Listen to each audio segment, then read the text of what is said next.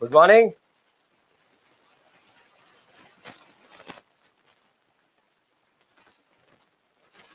Good morning. Good morning. I'm audible. I'm visible. Yes. Great. Perfect. 1 second. Good morning. Good morning. Good morning. Okay.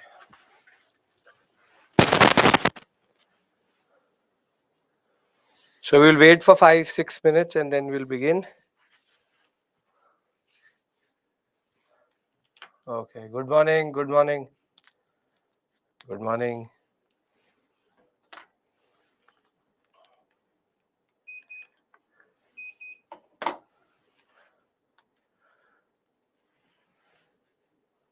Good morning.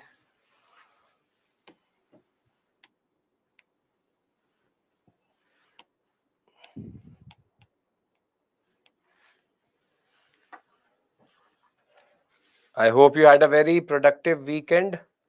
So, last one whole stretch of modern India and then post independence. This is our last week in a way, in the sense that next 3 classes will give India independence and then we'll move into post independence 3 classes.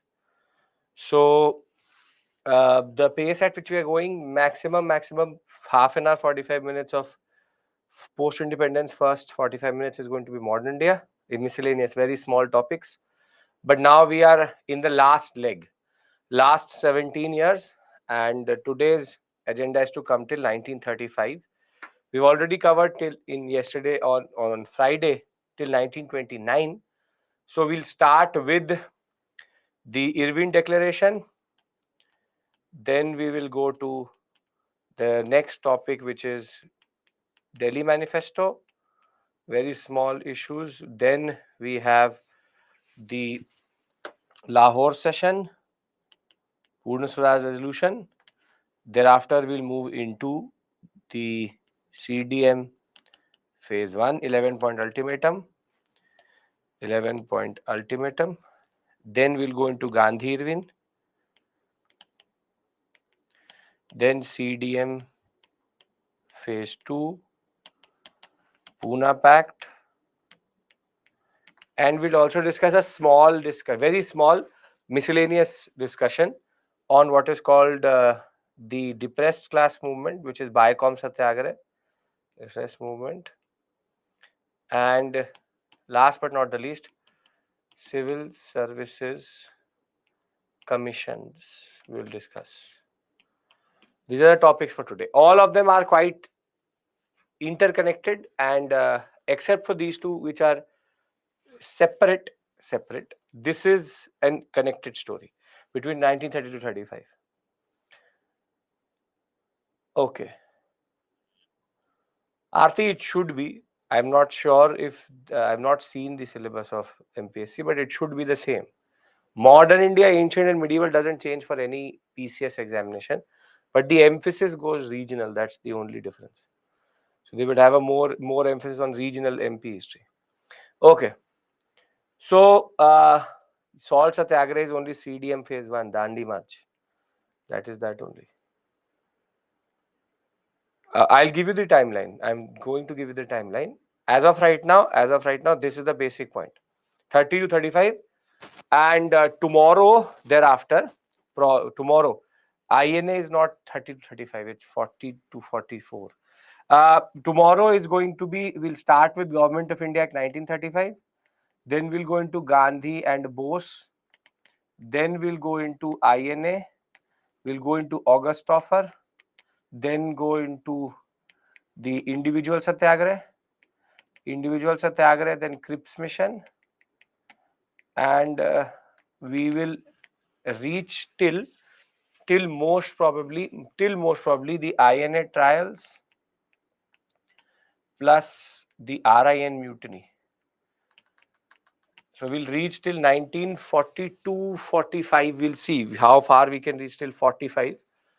But the point is, we'll reach till INA trials for sure. Then last is going to be RIN mutiny, Wavell, and then cabinet mission. Thereafter, we'll discuss the concept of elections We'll discuss that in tomorrow's class also. Elections of 1936, why significant? Then elections of 1946, formation of interim government, and then we'll come to independence. So by Wednesday, we should be getting independence.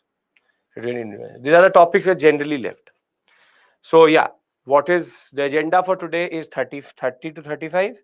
Then tomorrow it should be 35 to 42, and then 42 to 45. This is the basic agenda. And once I'm done with modern India, I will give you a master timeline of 3-4 things together, which is I will give you the master timeline of events. I'll give you the master timeline of what we call as the constitutional development. I'll give you the master timeline of what we call as the different major developments vis-a-vis even dominion status. So I'll try to give you 3, 4, 5, 6 timelines which you can help or which you can use for your revision. We'll talk about that when we'll reach there. So now we have this whole leg from 30 last 17 years to our independence. We'll talk about why partition, and once that is done, we'll go into post independence 3 classes. I think Thursday, Friday, and Monday.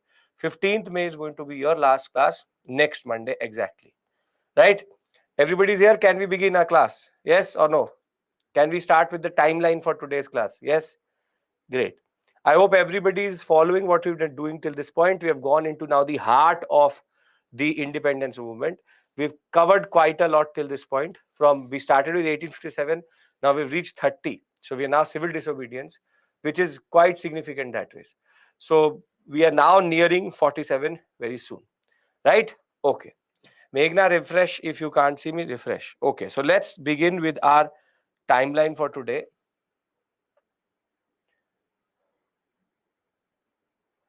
Okay. I will tell you what to do with, for example, Bipin Chandra and all by the time we come to Wednesday. Before I close Modern India, I will give you everything. I'll bring it. I'll bring Bipin Chandra. I'll tell you what to do with it also. Don't worry about that. Ranjan, the whole discussion is about this only. Gandhi's contribution is not just NCM and CDM. It's from Khera, Champaran to Ahmedabad to Rowlatt Satyagrah to what he's already done. This Gandhi's impact. So it's a long history from 1915 till 1942. That is all Gandhian contribution only. Okay. Will I do world history? Yes, I will do world history, but not right now. World history is after most probably ancient medieval art and culture. Okay. So our story starts in October of 1929. Then we'll go into November 1929. Thereafter, December 1929. Then the very heavy year of 1930. Then 1931. 31. 1932. 1933. Technically not that important. 1934 and 1935. So, what are the major events we discussed today? For October is Irwin Declaration. We are going to start the discussion with this only. Then November is Delhi Manifesto. Then December is Lahore Session, Purna Swaraj. 1930 onward, it becomes crowded. For example, 1930 we have Gandhi 11-point ultimatum, CDM phase 1 launched, Dandi March. Thereafter, 1931, we also had at this time the first round table conference. RTC means round table conference. Then thereafter 1931 onwards, we have the famous Gandhi Irwin Pact. along with the Karachi session. Thereafter, we will also have Roundtable Conference 2. 1932, very important, you have CDM Phase 2. You have Communal Awards, also called the McDonald Award, Pune Pact. Thereafter, you have RTC 3, then CDM Phase 2 suspended, and thereafter CDM Phase 2 called off, and this is Government of India Act 1935. That we'll discuss tomorrow. First thing, Government of India Act 1935. So this is the basic thing which we discussed today.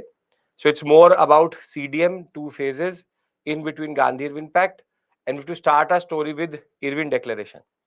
So very simply, we have to now understand why would CDM first phase be launched? Why would it actually be taken back? What is this concept of first, second, and third roundtable conference? And why would the whole concept end with the Pune Pact and Ambedkar and what we call as Dr. Ambedkar and Gandhi? So if you understand the basic points, there's no double timelines, not multiple timelines. Can we begin our discussion with Irwin Declaration? Yes? Okay. Now, the first important concept is that if you have to remember 2-3 things from last week. First was that the Nehru report was published, if you remember, in 1928. And the Nehru report in itself very categorically argued that they wanted dominion status. The dominion status concept is that very simply, the the independence was not full but partial. Dominion status is nothing but partial independence, wherein your ultimate executive still remains the English. And the basic point of the matter is dominion status was never consented by the new rank and file or even the younger members of the INC. It is Motilal Nehru and the old INC which used to argue that dominion status, which is Swaraj within the empire, is something which we target. This was the inherent conservatism in that regard of generally the Congress at this point of time. But dominion status was asked by them, and this is going to annoy a lot of the members, specifically Jawaharlal Nehru and Subhash Chandra Bose. Both thought that this was never agreed upon and Nehru report should not ask for it. And this is the point I asked you to remember, wherein two things you had to remember. One was that Nehru report asked for dominion status, and second was how Bhagat Singh was created an example. Both things will come back to us today. So the 14 points of Jinnah is nothing but his own understanding. We are very, very clear about the fact that Nehru report says dominion status. However, there is no agreement within the INC. However, INC unanimously agrees to it also.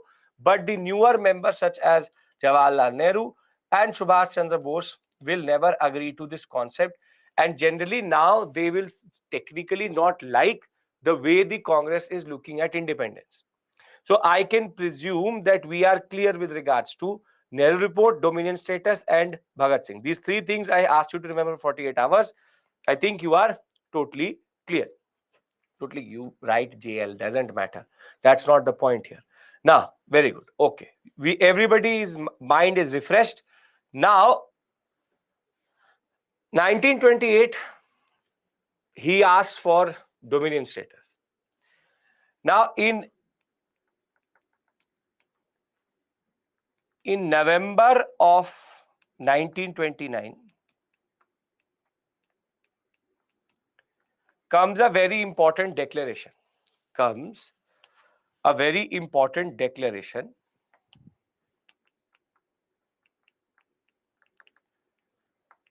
Because if you remember, Montague had already argued that there is in a way the ultimate purpose of the British in India was what? The ultimate purpose, according to Montague, was what? We saw what Morley said. We saw what Montague said. He said, no, rule was said by Morley. Montague in 1917 said what? Yes, very good. Which is to give a representative government to India, and Swaraj is not equal to sedition. Therefore, our ultimate objective is also Swaraj. Morley said is to rule India. Montague said it's to not rule India, but it's October. But it's basically, in a way, giving self-rule to the Indians. Now getting refreshed again. Morley and Montague, how are they different? Morley said rule. Montague said the concept of Swaraj is not equal to sedition. Now Irwin in October of 1929 gives a very important declaration on the Diwali day or Deepavali day, as was called. On the Deepavali day, it's also called the Deepavali Declaration. And in that, Irwin says a very important thing. Irwin says that the ultimate purpose of British in India is giving India dominion status. And as soon as the Simon Commission, which had already come in India since 1927, as soon as Simon Commission is going to submit its report, it had already taken close to 2.5 years to make its report. When it will submit its report in 1930, the Indian question will be taken up in a conference called the Round Table Conferences.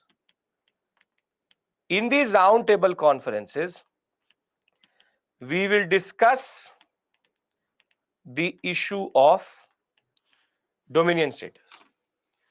So basically, whatever is going to happen is going to be based on Irwin's declaration.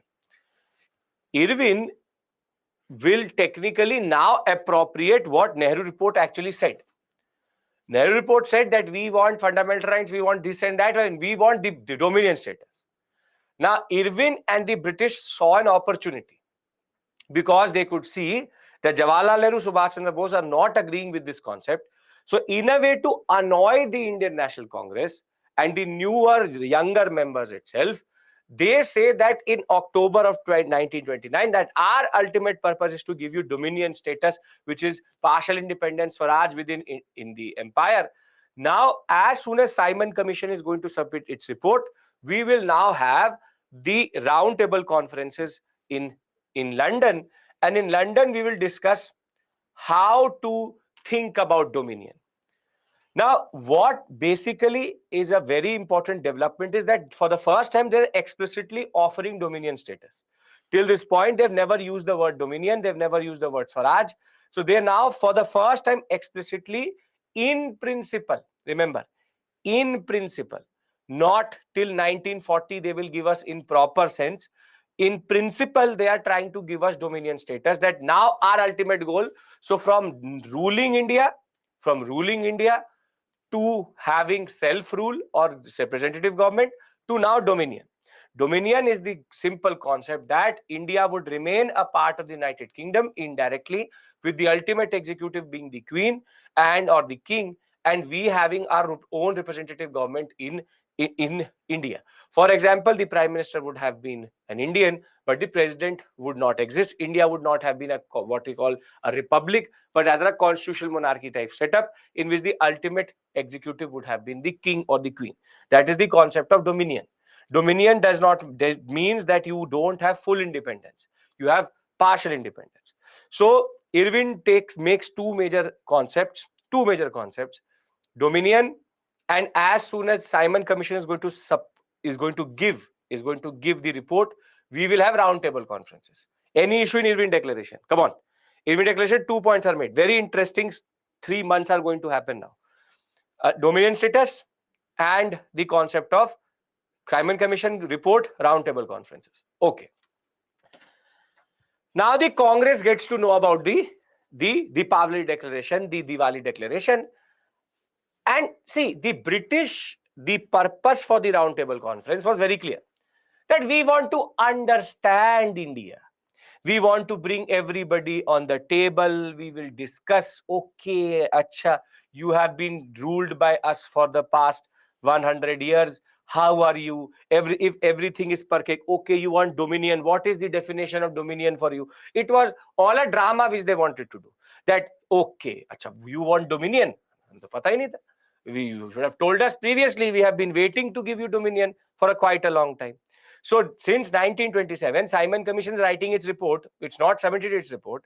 Irwin has now declared, we are going to have roundtable conferences. We are going to have roundtable conferences. And roundtable conferences will be about understanding the Indian perspective about independence.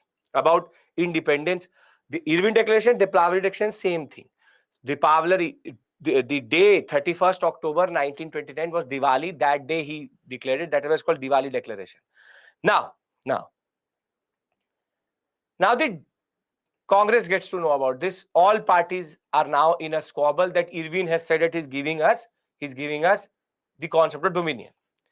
So in November 1929, there's an all-party meeting in Delhi.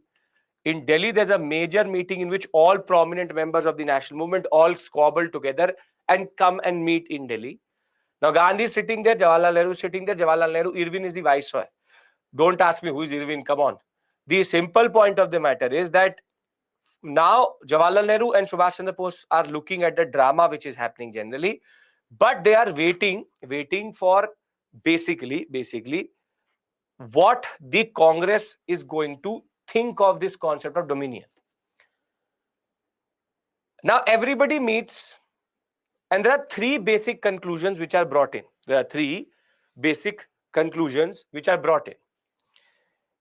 Together, this document which is produced at Delhi is called the Delhi Manifesto. In the Delhi Manifesto, a manifesto in a sense that it is a document which is sent to Irwin, it is said three things. The three things are that if you want to give us dominion, give it to us immediately. You have been saying you want to give us dominion, then you give us dominion status immediately. And more than that, second, the purpose of the round table conferences should not be how, why, when, these, that. No. The purpose of the round table conference then therefore should be the concept of constitution making. That we will technically come there in London and we will become a constituent assembly and we'll start to write the constitution. And if the purpose of the round table conference is not discussion of the constitution or constitution writing or constitution making, then the Congress does not support the concept of roundtable conferences generally, and we will boycott it if its purpose is not spelled out. We want it not to be a drama, but we want it right now itself. So the Delhi Manifesto, in a way, straightforward says, if you want to give us dominion status, give dominion status immediately. We don't want this concept that you will think about it, you will go back home, you will sleep over it. No. You want to give us dominion, you give us it to it right now. Right now in 1929, give us dominion. Second, RTC's purpose should be constitution making and not how, why, or what. It should not be that. And if dominion status is not given immediately if the purpose of the RTCs is not to basically discuss constitution making, then the Congress does not support the RTCs and generally this whole concept itself. But if you look at it, what is the problem in the Delhi manifesto which Jawaharlal Nehru or Subhash Chandra Bose will have generally?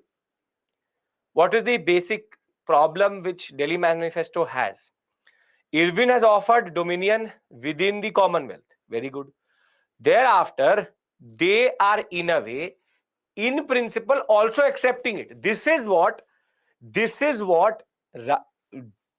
Nehru and Subhash Chandra Bose will not like. Very simply, they are accepting dominion status. The British are ready to give it. We, rather than saying we don't want dominion, Congress is saying give it to us dominion right now itself. So now, very simply, people think and students think RTC is round table conference.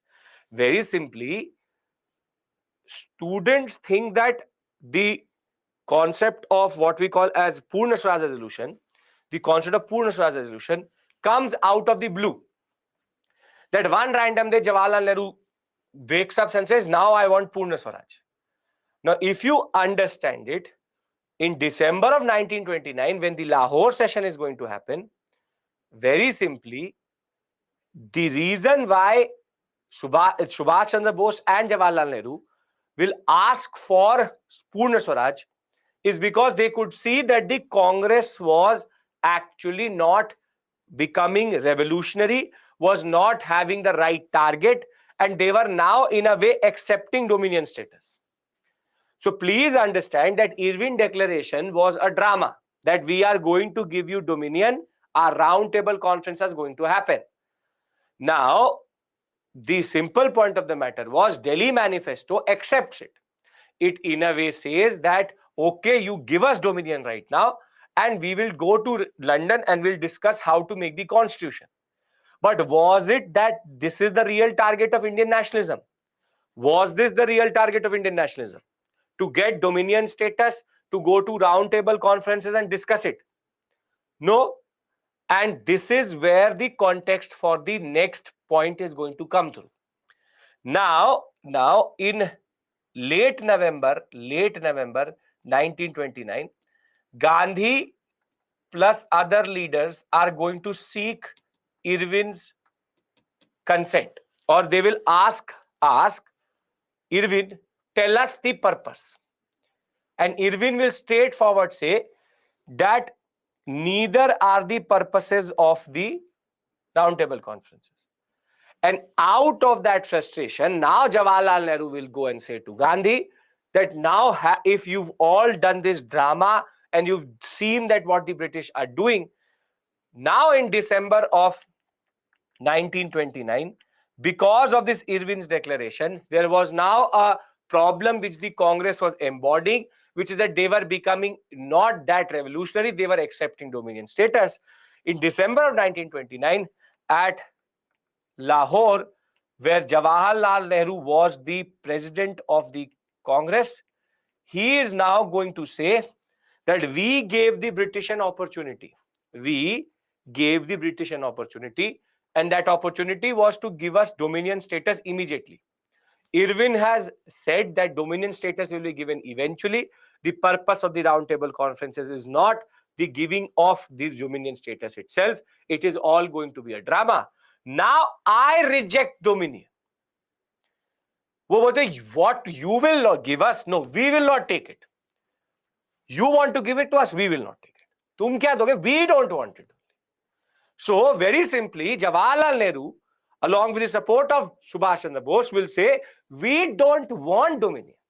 We want Purna Swaraj. Complete independence. And it straightforward said that we reject the concept of dominion. We will never accept the concept of dominion. And if you wanted to give it to us, you would have already given it to us. We want complete independence. And on 26th January 1930, we are going to hold the first Independence Day, on which I am going to hoist the flag and declare that our main target is complete independence. So please understand this very, very clearly, that the complete independence, what we call as Purna Swaraj resolution, does not come through in isolation. It is based on what Irwin said and what the Delhi Manifesto said. And that is why, out of that frustration, Nehru says, enough is enough. Now our target is different. And thereafter, the the Lahore resolution also says that we will boycott the roundtable conferences, because the purpose of the roundtable conferences is not what we think it is, and therefore we authorize Gandhi to find the right time and right place to launch a civil disobedience movement or a movement itself. So I'll bring all these things into one slide itself, but I hope you can understand what am I building up to. The civil disobedience movement, the Lahore session, and more than that, the Lahore resolution, the Purna Swaraj resolution, is a frustrating resolution. It is a resolution where Jawaharlal Nehru now takes over, where Subhash Chandra Bose takes over. Now Motilal Nehru is not going to be important for us. Now this old cadre is gone. Why will he go to second roundtable conference? I will tell you. First, be with me 1929. Simple point of the matter is that it's very simple. That now the old rank and file, C.R. Das was already dead. This Motilal Nehru and the old rank and file is gone.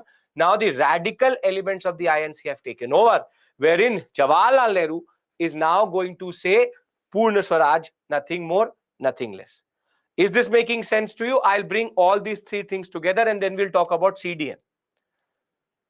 Yes. Why am I saying this? Because there can be a very standard question which can say, for example, why is that in 1929 only we asked for Purna Swaraj?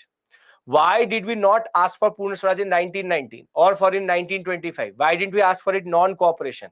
We asked for it in 1929 because now Nehru could see, specifically Jawaharlal Nehru could see, that we were going off track.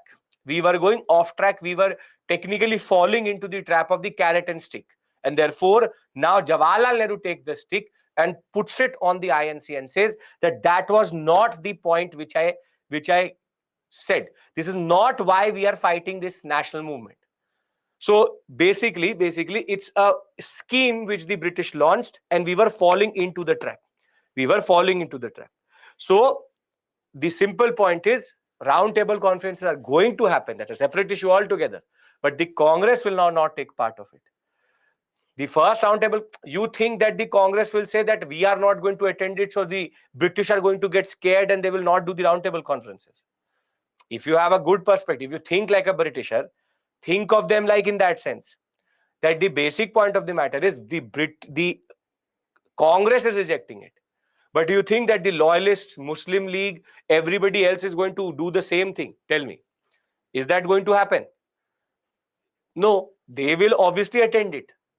So don't think that the Congress says so the British accepts. The basic point is the Congress purpose has been now spelled out.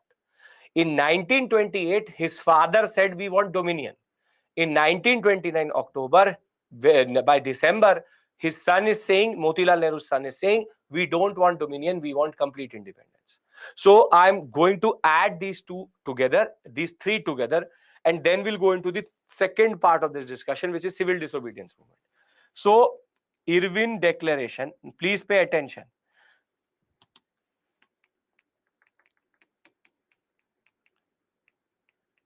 Why is that a lot of you are asking me what is Dominion event today?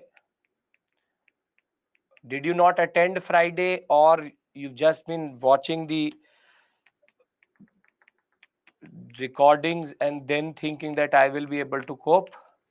Because for some reason, people ask me what is Dominion. So either you have 48 memory loss, Gajni effect, or you are not there on Friday. What is the reason for that?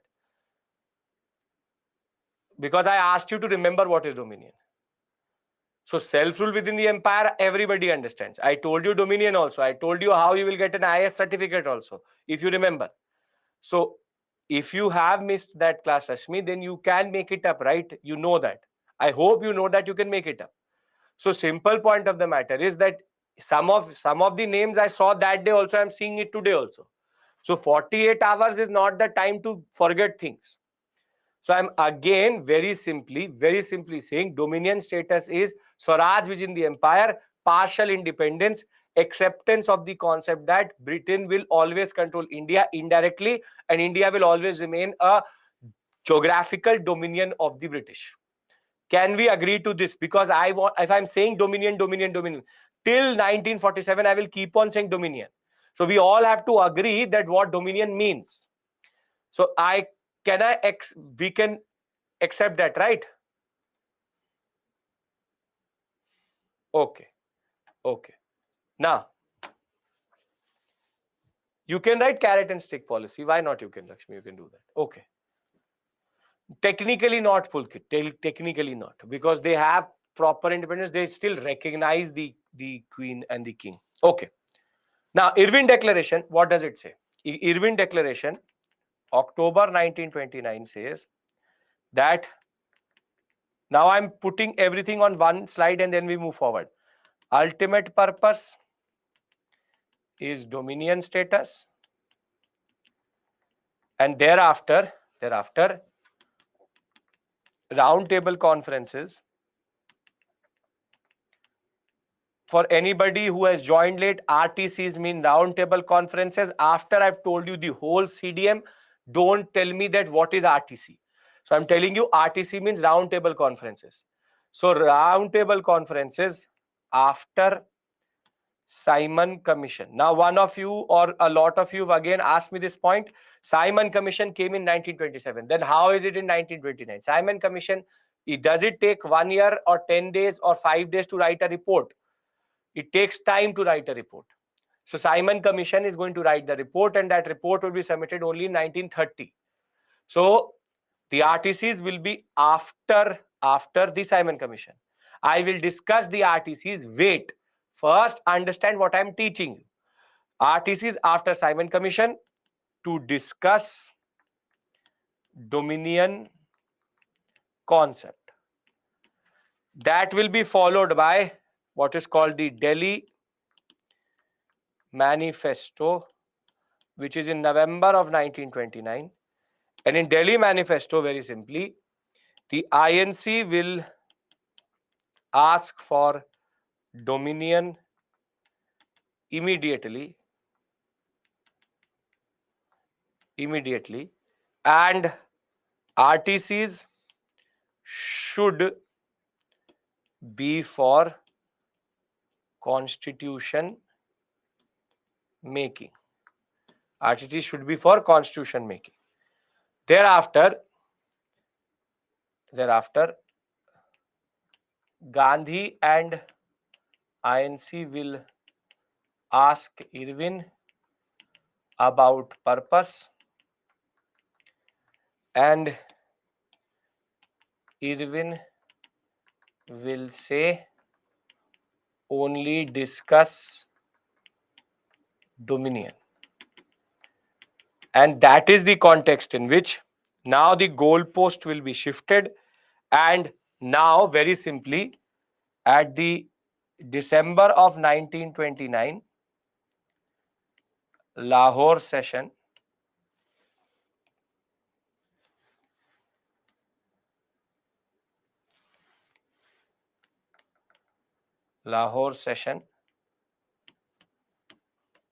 Purna Swaraj resolution will be passed, and very simply RTCs to be boycotted and Gandhi can start civil disobedience as per wish. Now, does it make sense? Simon Commission does not have to write it till 1930. It will take it 2 years to do it. 2 to 3 years it takes to write a report. Is the first set clear? First three events clear, because then I want to move into civil disobedience. Now, if somebody says, why did the Purna Swaraj resolution come in 1929 only? You are in a position to do that, right? Lahore session, very simply, INC session, Purna Swaraj resolution, RTC is to be boycotted, Gandhi to be given. Gandhi has now been given the concept that you can start civil disobedience as per your wish. Simple point is, now Purna Swaraj resolution will be accepted by everybody, but certain members of the INC are going to leave, specifically the old Swarajists, saying that this was not what we signed up for. So there will be certain people who will actually leave the INC also, but they are not significant to us. President of the Lahore session is nothing but Jawaharlal Nehru. Jawaharlal Nehru is the president of the Lahore session, very celebrated session. Sir, if Simon Commission is writing report, what's the point of the INC report? Again, Pulkit, you are going backwards for some reason. I told you that there was a challenge from Lord Binkerhead that we are writing a report, nobody is going to accept that constitution. Why don't you write your own constitution? That was the challenge for Binkerhead. That is the concept of Nehru report. So please don't do this. Over 2 days, if you will start to lose things, then it is a problem. So very simply, this is the context of the Lahore resolution. And now we will move into the concept of CDM and how does CDM technically get launched. RTC is a product of Union Declaration. Yes.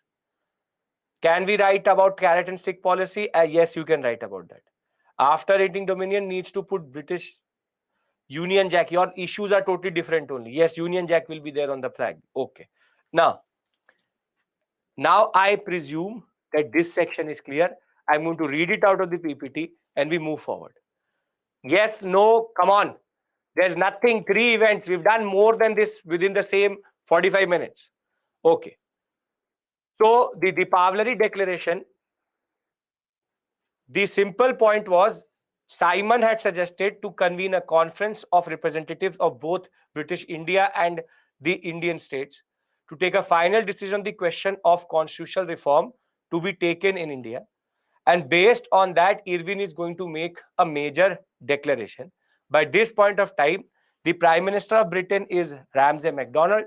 And what is spelled out in the Deepavali Declaration is that the objective of British policy in India was to grant dominion status to India. A roundtable conference will be held in London after Simon Commission has submitted its report. Thereafter, in response to this, previously we had never seen them using the word dominion straightforward.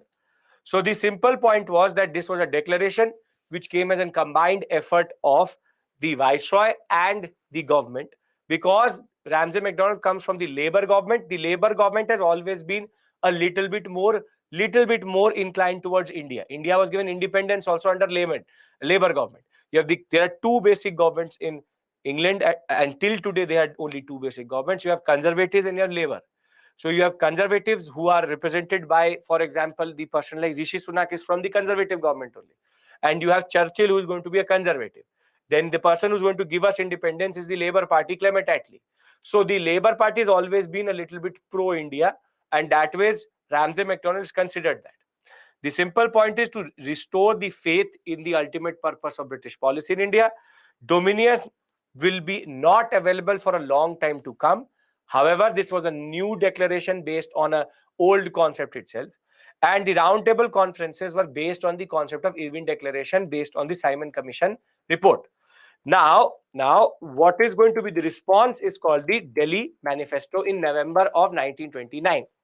Here, all prominent leaders will write what is called the Delhi Manifesto and put it forward for the conditions to attend the roundtable conferences.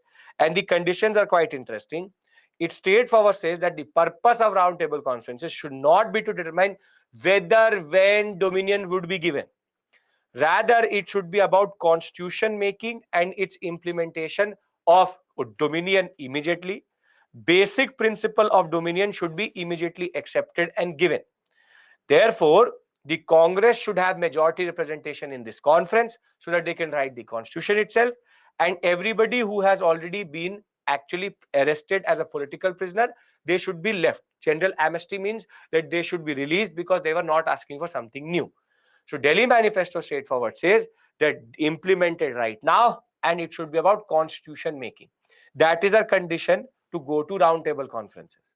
However, the Congress stance will be technically based on the old line of thought, which is that Motilal Nehru and other prominent leaders will meet Lord Irwin.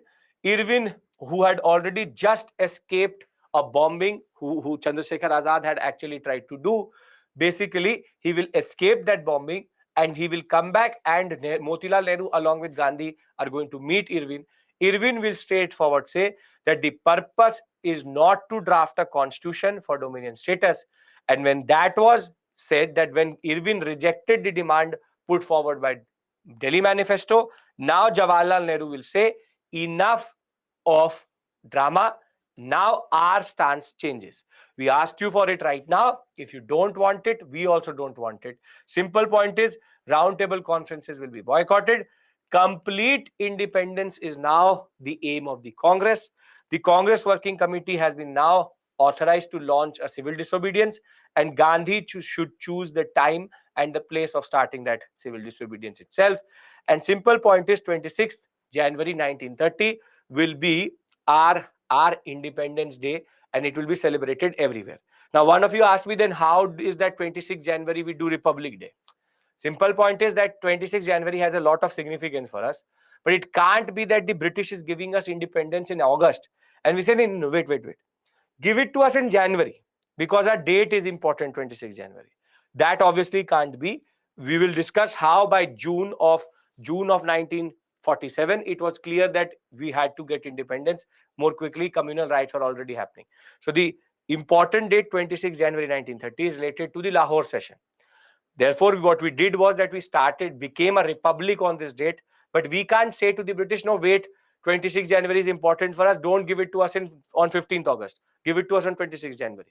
So that much logic you should use, that whenever they were giving us independence was a very big thing in itself. So the Purna Swaraj resolution has now created the context for the next set of discussions we need to do. Everybody is with me till this point. Nobody has any issues, right? Okay.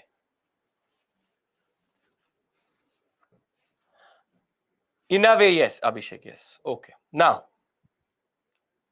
what is going to follow?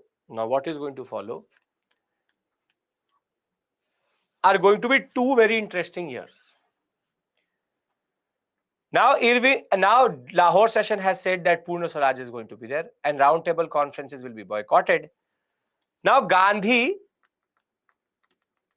has been authorized by Jawaharlal Nehru that we, as the Congress Working Committee, now authorize to you what and when and where you want to start civil disobedience.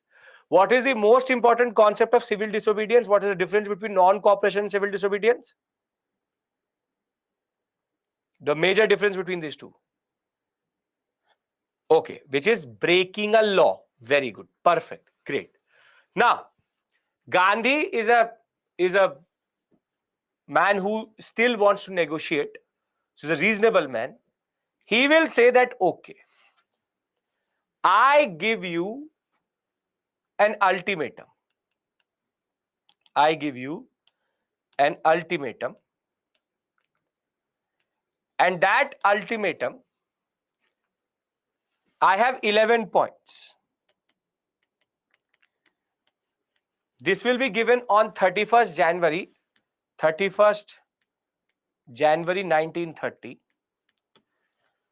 And the ultimatum 11 points, if the government can accept it, if the government accepts my ultimatum of 11 points, then I will not launch a CDM.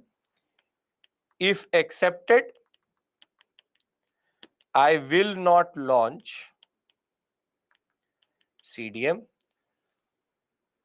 No, if accepted, I will not launch CDM. If not accepted, then civil disobedience movement is coming. Now, what did Gandhi ask in this 11 points? He had his own concepts. So on 31st January 1930, after the Lahore session, after 26 January itself, if the government rejects it, then CDM, accepts it, no CDM. Now, you don't have to learn each and every demand, obviously, but you just take a feel of what the demands are. And we generally divide into three basic categories. First, he said that reduce expenditure on army and civil services by 50%. So he said that this drain which is happening in salaries, it should stop. Again, please enjoy it. Don't have to learn it. Then total prohibition on sale of alcohol, which is British alcohol, foreign alcohol. Foreign alcohol. Thereafter, make changes in the CID, which is the Central Criminal Investigation Department. This is the department which has even caught Bhagat Singh in that regard, the whole HSRA. Change the Arms Act so as to give licenses based on the people who want it. So it should be popular control. Basically, Indians should control it. Release all political prisoners. Political prisoners means that basically if there's a person who has been arrested for asking Swaraj or under Rowlatt Act, he should be left. And you should need to accept what is called postal reservation bill. Postal reservation bill is that Indians should be given representation. Should be given representation within the postal system itself, so that there is a popular element, an Indian element in it also. So the first simple point is that we want expenditure to go down, then prohibition on sale of alcohol, then CID should be reformed. Further, as of right now, Arms Act said that no, the British controlled who gets an arms license. In India till today, you get an arms license that way. And now the basic point was, now firearm license should be given to the people, political prisoners should be released, and postal reservation should allow Indians to be represented. What is more interesting is the next five. Reduce the exchange ratio to 1s4d. 1s4d means 1 sterling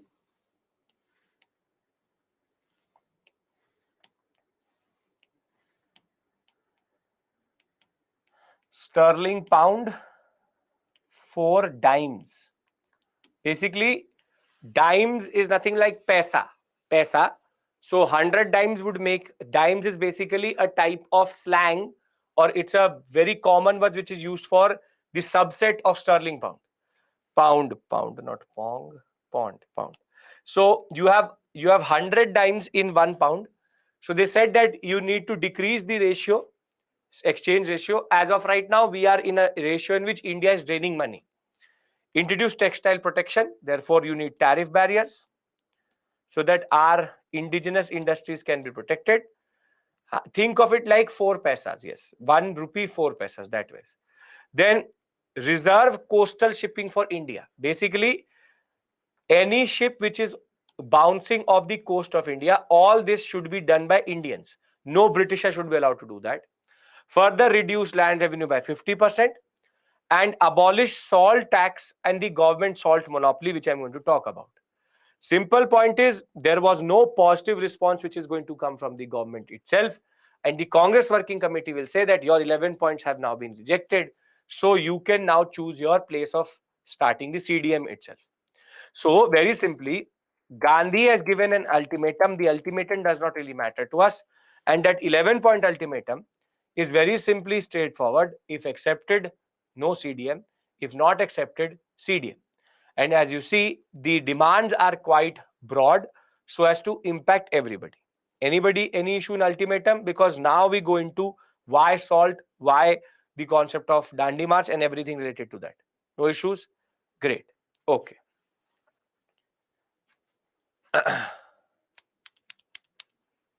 You can write that, Bharswal. Sure. Okay. Now, government rejects the 11-point ultimatum. Government rejects the 11-point ultimatum. End of story. Our first set of discussion is done, which is Irwin, Delhi Manifesto, the concept of Pune Swaraj Resolution, 11-point ultimatum. Because now what we enter is proper civil disobedience movement. And now we will discuss something very, very important, the concept of civil disobedience. Everybody is comfortable. I'm again asking, if you will have something in your mind, I want everybody's mind to be clear.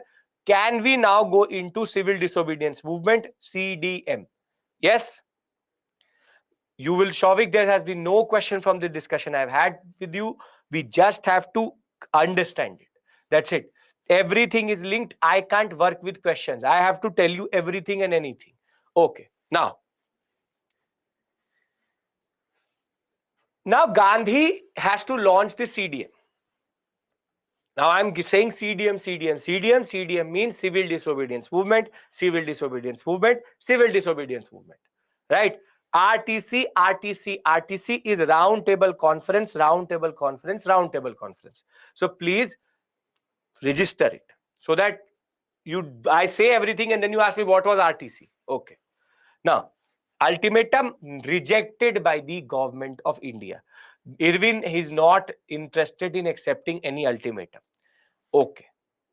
It was a British, it is a Congress demand to the British. Okay. Now Gandhi has to go for CDM, and CDM is about breaking laws. Now, obviously, Gandhi can't go and break a major law so that he gets arrested quickly. And more than that, if he does something very specific, not everybody can do it. For example, I break a law that murders someone. Now, it can't be that across India somebody is murdered by everybody. That law breaking makes no sense. Now, for example, you say that I am going to break the law under which I am not allowed to travel to certain place. Now, not everybody in India is going to break that law, that I'm going to go from a united province to central province. It has to be a law which is across India ubiquitous, which is everybody should be impacted by it. And more than that, it should be a law which can be replicated across India. And in that, he chooses the most common law which was there in India, which is called the salt tax or the salt law. Now, the first question which should come to your mind is, why not khadi? Why not khadi? The question is, why not khadi and why salt? And the answer is very straightforward. Khadi till today is very, very expensive. I can guarantee to you that very rarely you would wear khadi till today. And some of you may not have even one cloth of khadi in your house itself. And if you have it, you only wear it on very, very important occasions. Khadi is an expensive cloth, and a poor man in India cannot actually have the luxury of buying khadi. So rather, what Gandhi chooses is salt tax. Why salt? Salt, because salt is something which a poor, a rich, a left, a right, whatever be your orientation. You could be living in Jammu and Kashmir, you could be living in a princely state, you could be living in Kanyakumari, you could be living in Burma, you could be living anywhere. Anybody, everybody consumes it. Anyone and everyone consumes it. Salt is a very, very essential everyday form of commodity. Further, salt tax impacts everyone. So if salt prices go down, everybody will like it, not khadi prices. Khadi does not matter to a lot of people. So Gandhi's first master stroke was to choose a tax which impacts everybody, which is salt tax. Now, the salt law in India was quite interesting. If you've done geography or when you will do geography, you will get to know we have close to 7,500 kilometers of coastline. So I think if we take the salt water of the sea and dry it, that is how you get salt. So in India, should there be a need for importing salt from anywhere? No.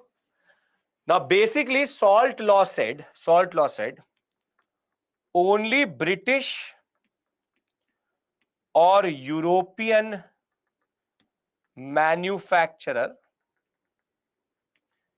can produce salt. No Indian can. And more than that, there's a tax on every gram of salt to be paid by Indians. But what is even more interesting is that in India, Italian and Spanish salt was imported. Was imported. Was imported. They said that we don't have the time to produce salt in India. Rather, we'll bring in Italian and Spanish salt. So they used to buy Italian and Spanish salt at very cheap prices and then sell salt at a very, very high price. Very simply, salt was the monopoly of the British. So I could be living on the beaches of the Malabar coast, on the Coromandel coast, whole of Maharashtra, whole of Karnataka, whole of Kerala, whole of Tamil Nadu, Andhra Pradesh, every state till Odisha. 100 meters away, the water is there. But I can't produce salt. I can't produce salt because the British does not allow me to do it. As soon as I do it, I break a law. So the salt law makes no sense, as it is a very important example of how colonialism makes no sense generally. So the only person who can make salt in India is the British or a European manufacturer. And therefore, the ironical part was, in a country where salt is everywhere, we were importing salt from Italian and Spanish salt, which the British used to bring in from Europe and sell it in India. So we understand why salt and what is salt law. Both things are clear. Yes. How salt in ancient and medieval India came? Everybody went to their backyard. Salt is produced on the coastline in India. Production is very simple. You just have to channel the water of the sea into certain drying pens, and thereafter the sun can dry it up. What you get is salt. You have to then process it, add iodine and all, separate issue altogether. Simple point is, why salt and what is the law should be clear in everybody's mind. Yes, everyone's clear. Perfect. Okay. Now Gandhi decides that on 12th March 1930, why is it that British imported? Why can't British produce it in India? It was for them. It was much cheaper to bring it from Italy and Spain, because having a proper salt factory was much more expensive than bringing it from Europe. That is their problem. I don't care. They can import. 12th March 1930. Now Gandhi is a man who could have done it anytime, any place. See, if I very small village of the coast of Kerala, I go to the sea and break the salt law, anybody is going to get to know. Come on, think like an Indian. I can go and just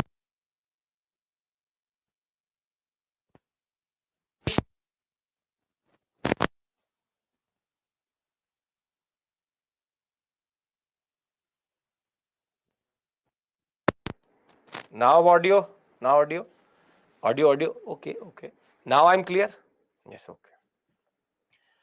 So the British don't have CCTV cameras all across the coastline, but Gandhi is Gandhi.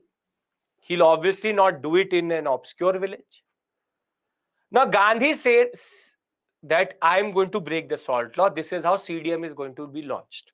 And 12th March 1930, he'll send a small letter to Irving. See, this is my plan. You stop me if you can. I am launching CDM. Now he is in Sabarmati Ashram. Sabarmati Ashram is where? Sabarmati Ashram is where? Placed where? Is in Gujarat. Very good. Gujarat which city? It is in Ahmedabad. Very good. Perfect. Now, if Gandhi wanted, he could have gone to Surat. He could have gone to any place close to Ahmedabad. The coastline close to Ahmedabad is maximum 50, 60, 70 kilometers. You can go 80, 90 kilometers and you'll get the coastline. But Gandhi says no. If I choose a place which is too close, it is not the era of social media that everybody is going to start to add Insta post and Snapchat deals. They will not start to add selfies, that hashtag salt baths. They will not do it. It will take time for the people to understand throughout India that a salt march is happening, that something is being launched. So what he does is that he chooses a place 240 miles away. 240 miles away at a place called Dandi. He says that I will start from Ahmedabad with 78 people, 78 of my satyagrahis, and we will march from Ahmedabad to Dandi, which is Sabarmati Ashram, to Dandi. And at Dandi on 6th April 1930, I will break the salt law. Why is 6th April 1930, this 6th April date important? Does it ring a bell for you? 6th April. Come on, tell me. 6th April, what else happened? Very good. Perfect. Rowlatt Satyagrah. Rowlatt Satyagrah Hartal was also on 6th April. So the first Hartal, Gandhi launching himself, this date has a lot of meaning for Gandhi. So he says that I will start to march on 12th March and I will reach on 6th April 1932 Dandi and I will break the salt law. Now this is very strategic because if you see, he's taking close to a month to reach Dandi. So he's taking his time so that the papers can cover him, people can join in, and now the Dandi March becomes a spectacle. The Dandi March becomes a spectacle. Gandhi going to Dandi was not that important. Gandhi breaking the law was not important.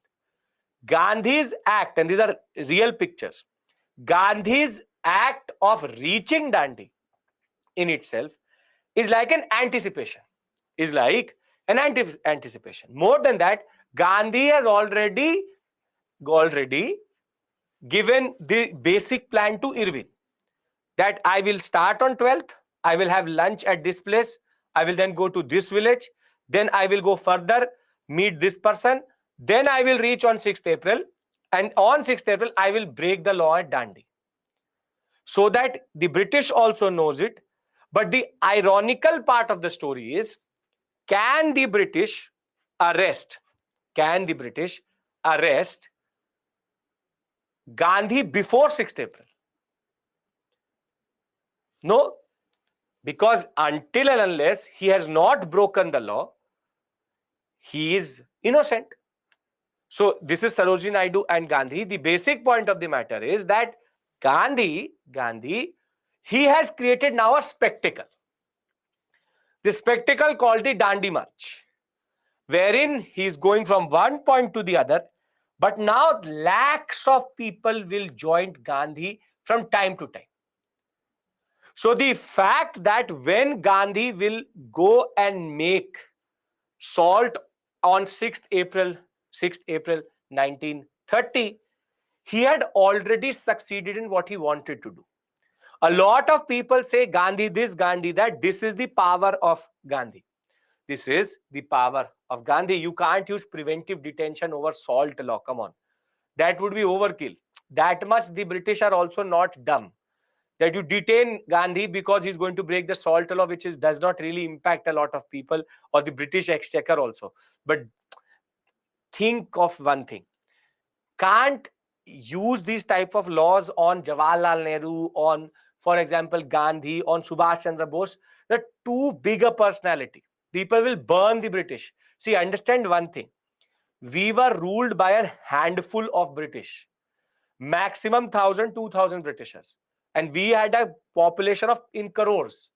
So if you arrest Gandhi when he's just walking to Dandi, then you are going to create so much anger that every police station, every court will be burnt. Understand this point. The British also have to understand how to manage Gandhi. And this is the basic point. Gandhi himself is saying, I'm going to Dandi, stop me. But they can't. The police was waiting at Dandi. This is where he reaches and Dandi and makes the salt law. Police was waiting. As soon as he will make the salt, he will get arrested. But the basic point of the matter is, please understand, Dandi march is important. The march has significance. It's a march which symbolizes a certain anticipation, a certain ideology. So I hope you're getting my point. The breaking of the law is not that important. The anticipation, the whole way in which he's mobilizing people together and bringing people together under this concept of Dandi March is what makes Gandhi Gandhi. The trigger, as you say, yes, is very, very important. The fact of the matter is, when people are standing with Gandhi, that spirit of nationalism which was lost at Chauri Chaura, after 8 years of not doing major national movement, we are here again. People were waiting for something like this to start. So very simply, the concept is that on 6th April, Gandhi is going to break the salt law. And there was a two-leg plan. Basically, the plan was that they will go from Ahmedabad to Dandi, and at Dandi, Gandhi is going to, he picked up a little bit of salt water, he put it into the sun, he made some salt, and he tasted that salt. By doing that, basically, as an Indian, he's produced salt. So as soon as that happens, Gandhi got arrested. But there was actually a second leg, which was that after breaking the law at Dandi, they will go to a place called Darsana. Darsana is a salt mill, again in the Gujarat Maharashtra coastline. Darsana is a very important salt mill in that regard. And the concept was that Gandhi was going to go and raid Darsana salt mill, and there will be a major protest there. However, Gandhi will get arrested at Dandi itself. Therefore, it will be rather Imam Sahib and Sarojini Naidu who is going to make this leg of the Darsana salt mill possible. So, very simply, Gandhi had already given a lot of instructions to the people. Gandhi knew that on 6th April 1930, he is going to get arrested, and therefore the CDM was launched on 6th April 1930. But Gandhi's instructions to the people were already very clear, and that is what is going to happen. But the most important concept is that CDM is one of those movements which is considered very, very diverse and spread across India itself. So can I tell you what are the basic things which Gandhi said to the people before he got arrested? These are the points which he said that people have to follow. Yes? Okay. So Gandhi's instruction to the people is very, very straightforward. Gandhi said to everybody that wherever possible, go for civil disobedience through salt. Foreign liquor and cloth should be picketed. Refuse to pay taxes if you have this requisite strength. Lawyers should give up practice. Public can boycott law courts and go to the panchayats. Government servants should resign from their posts. All these should be subject to the condition that truth and non-violence should be there throughout, and local leaders will be obeyed by the people once Gandhi is arrested. So Gandhi knew what is going to happen. Gandhi knew what is going to happen. He's again technically created a boycott program under which foreign liquor and cloth will be picketed, boycotted. The requisite strength is there. So no take, no rent campaign. Lawyers should give up practice itself. Further, public can boycott the law courts. Further, government servants should give up. This is a new aspect wherein the ICS officer were asked to give up their positions, Indian ICS officers. And more than that, if Gandhi is gone, local leaders should be supported. Make sense? He's already created a roadmap. He's already created a roadmap. What is going to happen generally? Now, what I'm going to give you is a very important flow chart. And that flow chart is going to summarize all the features of the CDM, because whatever I'm going to tell you other than that, in the PPT, every detail is given there, but there is nobody or no one who can write all of that in 250 words. So like I gave it for Swadeshi movement, like I gave it for example, Rowlatt Satyagrah, I'm now and NCM. Now I'm going to give you one slide on which all the basic features of CDM are written. And thereafter we'll go into the nitty-gritty of the CDM itself. Acceptable? Because this slide is what you write in the examination. Yes? Perfect. Great. So, the basic features of the civil disobedience movement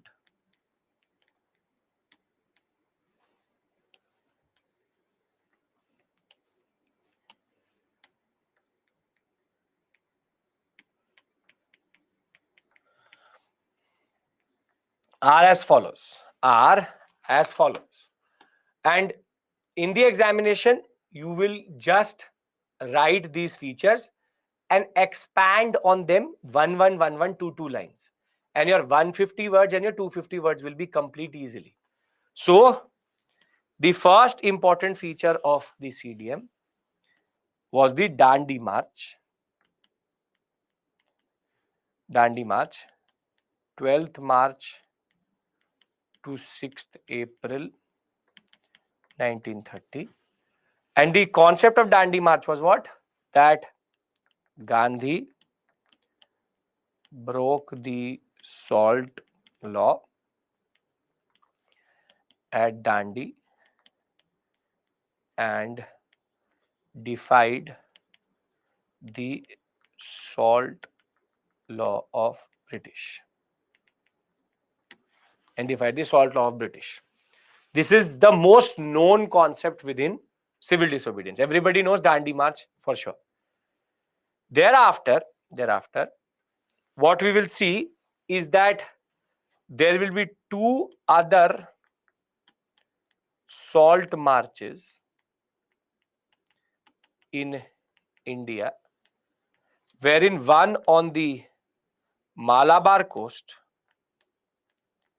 and the other one on the Coromandel coast. We will discuss that. For example, we have C. Rajagopalachari, who is going to break it on one coast, and you have Nair, who is going to break it on the second coast.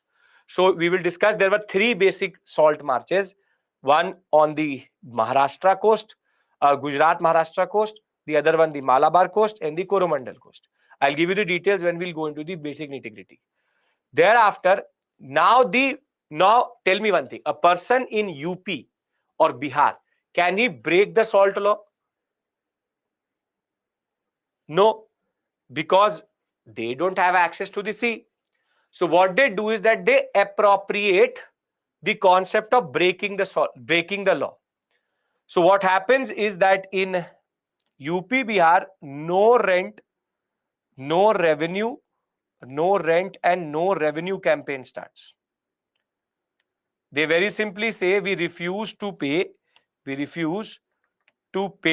the British their requisite tax, and this is going to be in the United Provinces and Bihar. Very, very common. No rent, no revenue. In the areas, for example, near Bhagalpur and all, proper. So the simple point is freshwater lakes cannot break laws. You need a saltwater lake. There's a saltwater lake in Bihar. So UP and Bihar, no revenue and no rent campaign is started. So Bihar has been now separated. We already saw that Bihar and Odisha already separated. We'll discuss that tomorrow in 1935 Government of India Act. The simple point is that in Bihar and UP, there's a new variation which we see, which is no rent, no revenue campaign. Further, we see that women participated in this movement in huge numbers. As Gandhi said, lawyers and students will boycott the British institutions. The British institutions. Further, there will be an all India spread of activities. In Assam, there will be a major protest against what is called the Cunningham Circular. When you left your school for your college, or when you will be in the process of leaving your school, you get something called a character certificate, right? Yes or no? Do you get a character certificate from the school? Yes, you get a character certificate. That concept comes out of Cunningham Circular. Cunningham was an officer in Assam who said that every student and guardian has to give good character certificate for their students. So the students say that we are very bad character and they boycott Cunningham Circular itself. So Cunningham Circular boycott was also very simply within the CDM itself. Further, one more thing which becomes very, very important is that the national flag became the symbol of resistance and national pride. I will show you two stories in which people will die protecting the national flag. They will not give up their national flag. The British and the police will try to take away the national flag from them.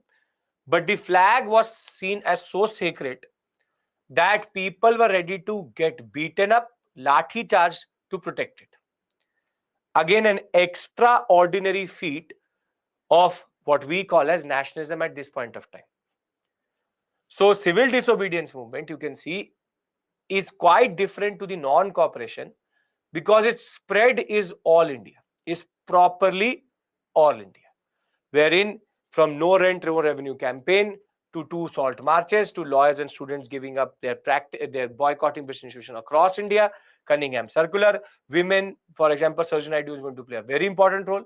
National flag will be protected all across India generally. So if we can understand these basic points, I would like to read the basic story of the CDM to you. And we write this flowchart again. After that, we have another set of information and then we can take a break. Can we do that? Because then when I come back, I want to discuss roundtable conferences, which is the more important discussion here, and the Gandhi Irwin Pact. Why was there a need for that? Okay. So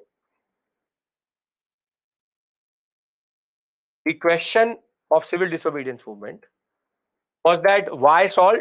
obviously salt was something which was more concrete and universal grievance with rural poor, with everybody. It had a more psychological impact also, more had impact on both the poor, the rich. Every start of the society used it. Khadi was important, equally important, but the point was that khadi was an expensive product, and therefore the urban population can use khadi, but not the rural population. So salt was much more what we call as ubiquitous. So the British had a law. It forbade Indians to manufacture salt, which could only be done by English or European manufacturers. There was already large scale arrest during this anti-Simon Commission movement. The Great Depression was also starting to set in, which we'll discuss in world history. And there is widespread unemployment, poverty, and unrest all across India. The time was ripe to go for another set of the movement. So on 2nd March 1930, Gandhi, in his the way he is, sends his plan to the viceroy. He says, according to this plan, Gandhi, along with 78 members of the Sabarmati ashram, will march from Ahmedabad to the village of Dandi, 240 miles away. At the coast of Dandi, he was then going to violate the salt law.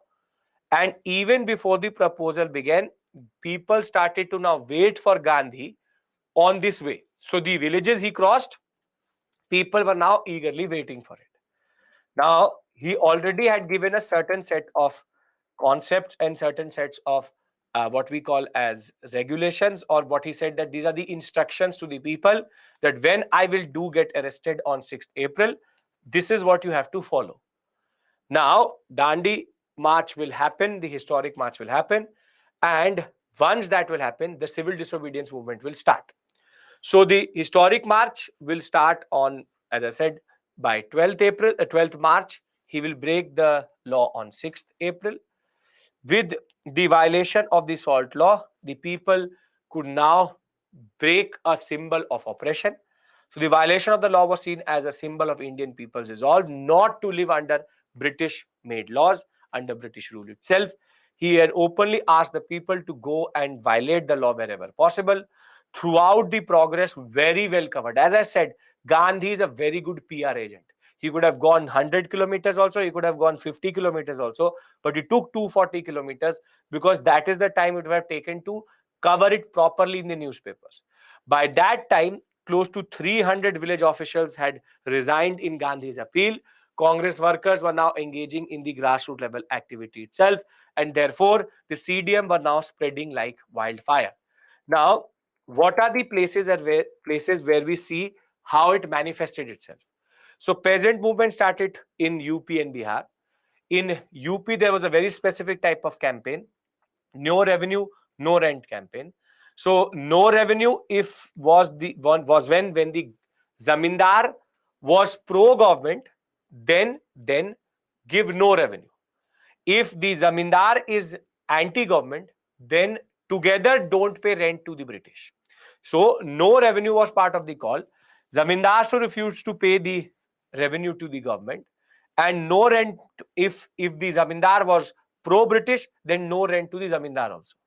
So the public boycott of offices is going to start. Government servants will also resign from their position. Imagine if somebody asks you to today give up, after all of this effort, your IS position. Imagine you put in 4 years, 3 years of your preparation to become an IS officer. It used to take much, much more effort to become an ICS officer, Indian ICS officer. And thereafter, somebody asks you to resign. Imagine the level of resolve, imagine the level of nationalism which people have, that they are ready to give up anything and everything for their nation. For their nation.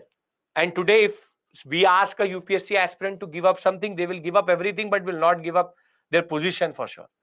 So, therefore, imagine the level of commitment which these government servants generally have. Kamala Devi Chattopadhyay, a very important women activist at this point of time, a socialist, a left activist, she said that to Gandhi that don't keep it to a men movement. Please try to bring in women also. And therefore, two very important women will emerge in this movement: Avantika Bai Gokhale and Kamla Devi Chattopadhyay. Kamla Devi Chattopadhyay was one of the ones who quoted arrest by again breaking the law in both salt and liquor. She was also the part of the people who were going to go to the Bombay beachfront and break it. And she was also accompanied by another very important personality, Avantika Bai Gokhale. Thereafter, Swadeshi was followed all across. Foreign goods were boycotted, standard things. Now, the national flag, as I told you, became a very important symbol of Indian nationalism. So we see that at different moments, the in process of defending the national flag, people will go to lengths to protect it. So attempts to defend the honor of the national flag in the face of severe brutality often turned out to be individualistic, heroistic activities in that sense. At Guntur and the Andhra coast, you have T.N. Naidu, who will be beaten up unconscious by 15 police officers rather than giving up the national flag. Imagine the scene. The police were trying to take the national flag away from him, but he will be beaten up unconscious by 15 police officers, but his grip on the national flag did not go. We have this concept of using the national flag on 15th August and 26th January. Thereafter, we forget. And here is a person who is ready to die for the national flag itself. And we call ourselves as nationalists.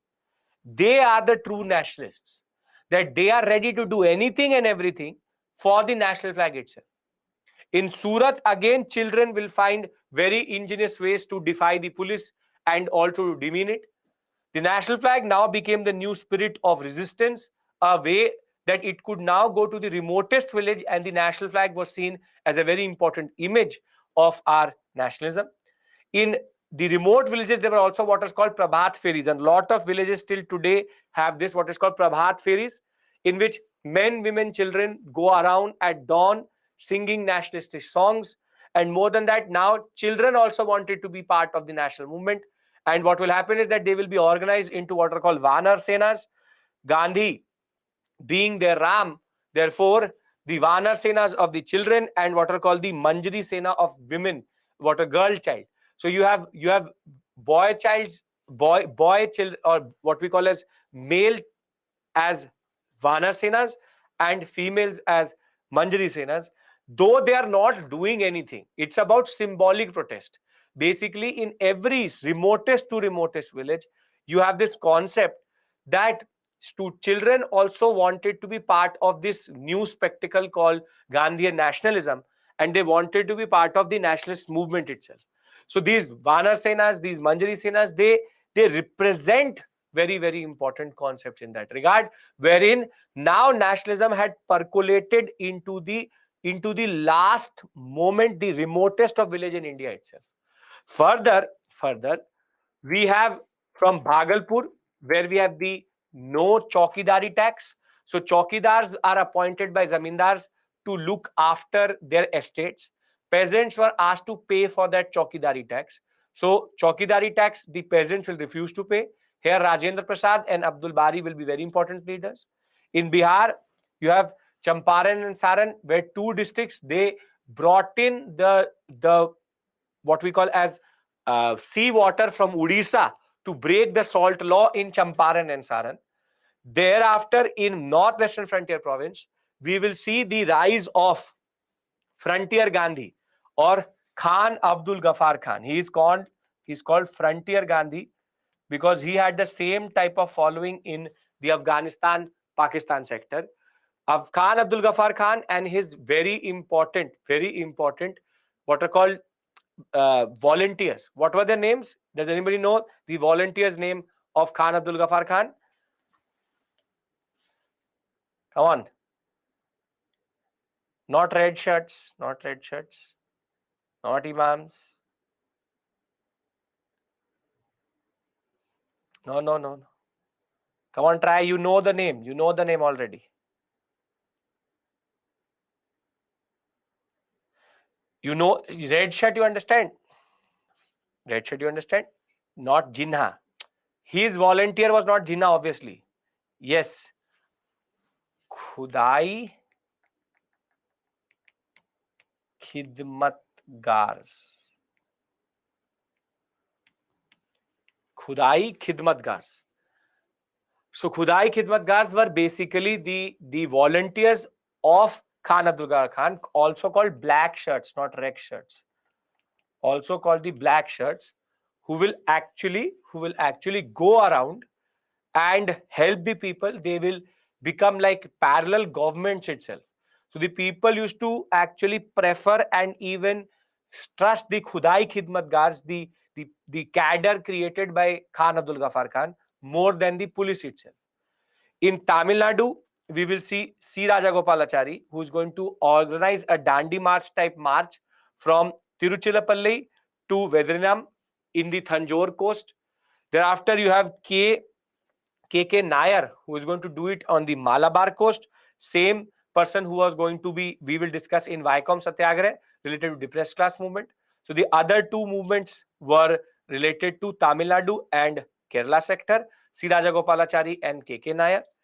Thereafter, we see you have P. Krishna Pillai, who will be the later founder of the Kerala Communist Party, who is going to defend the national flag in the face of police brutality in November of 1930. In Orissa, under Gopabandhu Chaudhary, salt satyagraha will be started in Balasore, Cuttack and Puri district.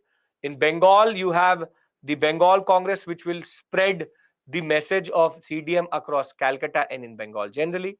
At Darsana, Soji Naidu, Imam Sahib and Maninal Gandhi are going to finish what Gandhi started by raiding the Darsana salt works, and Soji Naidu will be literally beaten up. She will face so much brutality that it is believed that Sarojini Naidu basically lost close to 6 to 7 bones in the lathi charge which was done at Darsana. That was the level of brutality which the British were putting in. Further, in Assam, you have a major student agitation against the infamous Cunningham Circular, wherein the guardians and the students were forced to give what are called good behavior certificates. In Nagaland, we have a very important personality, Rani Gandliu. She was the one who is going to be later given the title of Rani by Jawaharlal Nehru in 1937, when he will meet her in Shillong itself, Shillong jail. She was the one who actually brought in the Naga sector, that whole northeastern sector together, and launched the CDM in that regard. Further, in Godavari, Krishna, Guntur sector, you have salt marches which are going to happen. At Sholapur, you have the textile workers who will strike. See, one thing should be clear, that you can see it's all India. I'll tell you what to learn out of this. It's all India. As I told you, nobody can. Now, are you realizing one thing? Nobody can write all of this in the examination. Can you write all of this in the examination? Come on, tell me. I've been telling you this since the beginning. There's no one who can write all of this. There's a certain amount of information which you can write. I'm going to now consolidate it. But what I'm trying to do here is I'm trying to give you a picture. That picture should be clear in your mind. That picture is clear, yes or no? That this is truly called an all India level movement for a very specific reason. And that reason is because all across India, we see different forms of manifestations in that regard. Right? So before we go talk about Tripuram Kumaran and the features, let me do this and then I give you the summary and then we can take a break. I understand it's 7:40, but I want to finish the CDM, first phase CDM itself. Now, we have to just finish these two basic concepts. First is that the very important personality who has been now mentioned quite a lot in the Azadi Ka Amrit Mahotsav concept, which is Tripuru Kumaran. He is a Kumaran, or Tripura Kumaran as he's called, was an Indian revolutionary who participated in the national movement. He founded what is called Desbandhu Youth Association. But why is he actually remembered today is because he died from the injuries which he sustained on the bank of the Noyal River in Tripuru, wherein he was beaten up because of defending the national flag itself. So he is that personality who died for the national flag, just protecting the national flag itself. So very simply, his what we call as contribution, his sacrifice for the nation goes beyond what we've seen. So if we look at the features of the CDM generally, all India level movement, popular in rural and peasants itself. What was missing was Hindu Muslim unity, which was already lost because since Khilafat that never came. Jinnah's issues were totally different. Jinnah now could see that the Congress was becoming larger than life, and Jinnah would become very small within that whole system itself.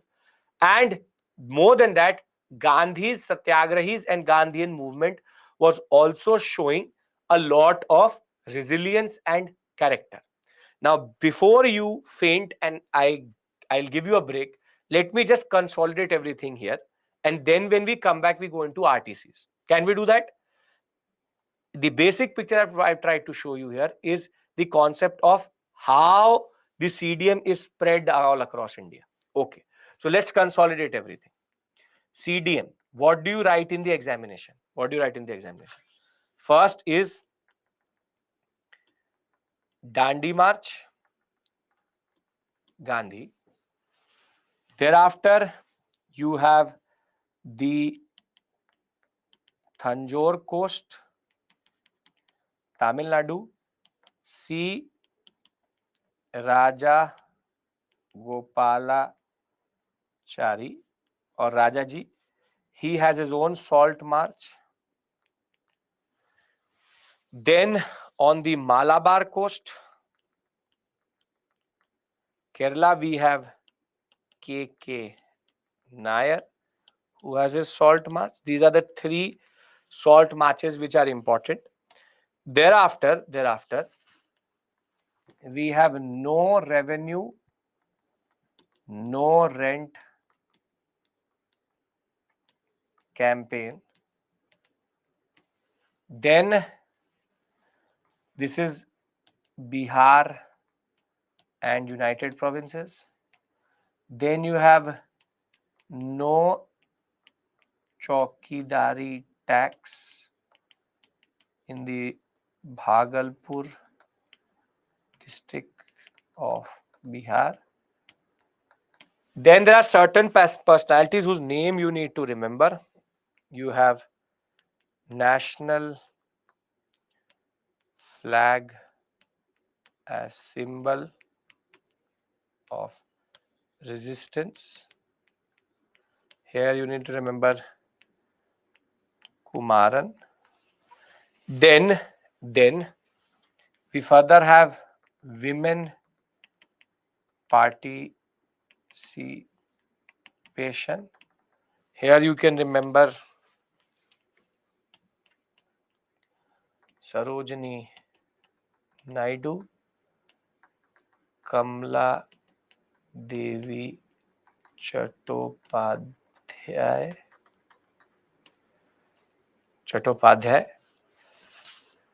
and then we have Avantika Bai Gokhale. Thereafter, you have here you want to add TN Naidu, you can add TN Naidu also, very good. Then you have standard boycott. You have Rani Candy. I have to see the spelling once. Sorry. TN Candy. And you have boycott. Then you have Cunningham, Circular Assam. And I think this should be enough to write any 250-word answer. You can write all India level movement. You can write peasant agitation. You can write workers strikes. You can write boycott of ICS officers. No, rather, we will not say boycott.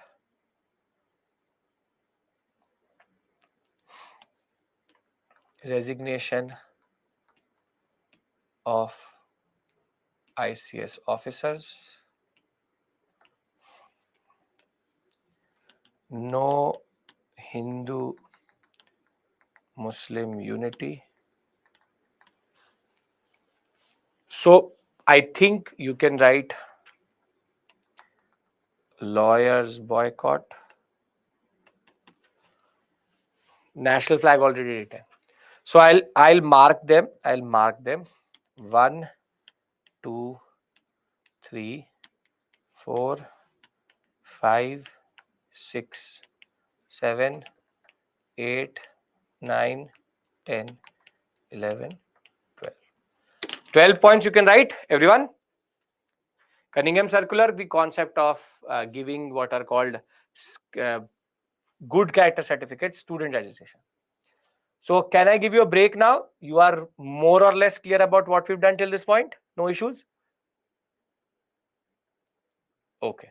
Chaukidari tax is given by the peasants for chaukidars who protect the what we call as estates. The peasant said that we will not pay it to zamindars. Children's participation you can add if you want. That is your point. Eighth point is, as I said, Cunningham Circular Assam. Liquor is also imported into India, so it is something on which there is duty, right? Okay. So we take a break. We take a break. I'll leave you on this slide itself. We take a break and we'll be back at what? 8? Exactly 8. And when we come back now, roundtable conferences, right? 8 o'clock we come back. And this is the longest we've gone as a stretch, but this was important so that this area was done itself. Then 1 hour discussion on roundtable conferences, Gandhi impact, and we have to discuss the issue of Gandhi and Bhagat Singh also. Clear? 8 o'clock we come back. See you. Right? I think till this point class is clear. From Irvin Declaration to the concept of the concept of Delhi Manifesto, Purna Swaraj Resolution, CDM. Right? Great. Perfect. Perfect. So I will see you at 8 exactly.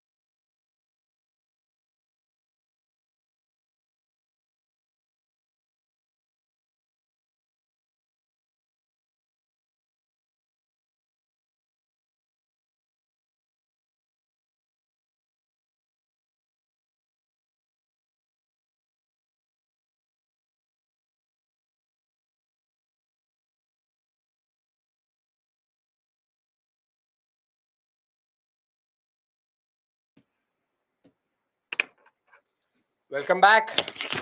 Welcome back. Welcome back.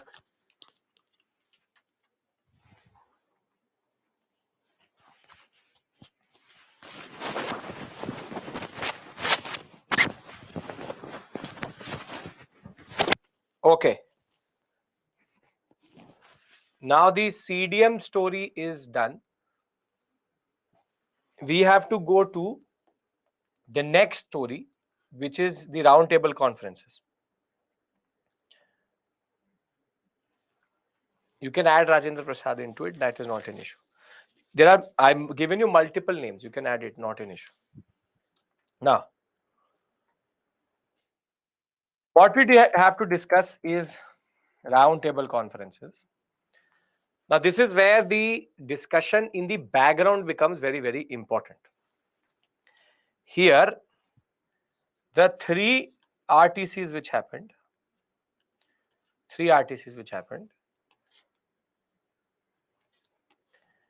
the three RTCs, one is in 1930 December, the other one is 1931, and the other one is 1932.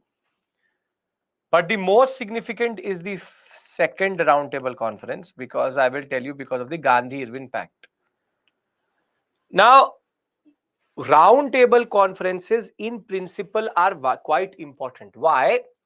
Because for the first time, Indians and Britishers are sitting on the same table as equals, as stakeholders. And very simply, the concept was that when the roundtable conference will be completed, the Simon Commission report plus the RTC's report, which is called the white papers, they will technically be the context for the Government of India Act 1935. The Government of India 1935 actually is a product of the conversation which is going to happen in the RTCs, roundtable conferences, plus the Simon Commission report. And the first, second, and third roundtable conference is considered generally important in the way we see or look towards the general movement between 1930 to 35. Now, one thing is clear, that first roundtable conference is happening when the CDM is peaking, or is at the peak in that regard. So the Congress has said that it will boycott it. Though the Congress did not go, close to 80 to 90 members from different parts of India did go. And in the first roundtable conference, CDM is in full swing, and every member who came to London very straightforward said that any discussion with regards to dominion or anything is meaningless without Congress. That very simply, if we are having a discussion here, and if the Congress is, the INC is not sitting in the seat or is not attending that conference, the first roundtable conference was a major failure. Because every member who went, and there were quite a lot, I'll show you the list. The members who went, 89 to be precise, all of them said, from Dr. Ambedkar to NM Joshi to a woman who will attend all three, Begum Jahanara Shahnawaz, to even the princely states, to the Sikh members, to Hindu Mahasabha members, to the Parsis, to the Justice Party, everybody will say that without the Congress, the RTCs are futile. It is a useless process, and there's no point of having the RTCs if the Congress is not there. So now, because the first roundtable conference was a major failure in that regard, what is the cumulative concept?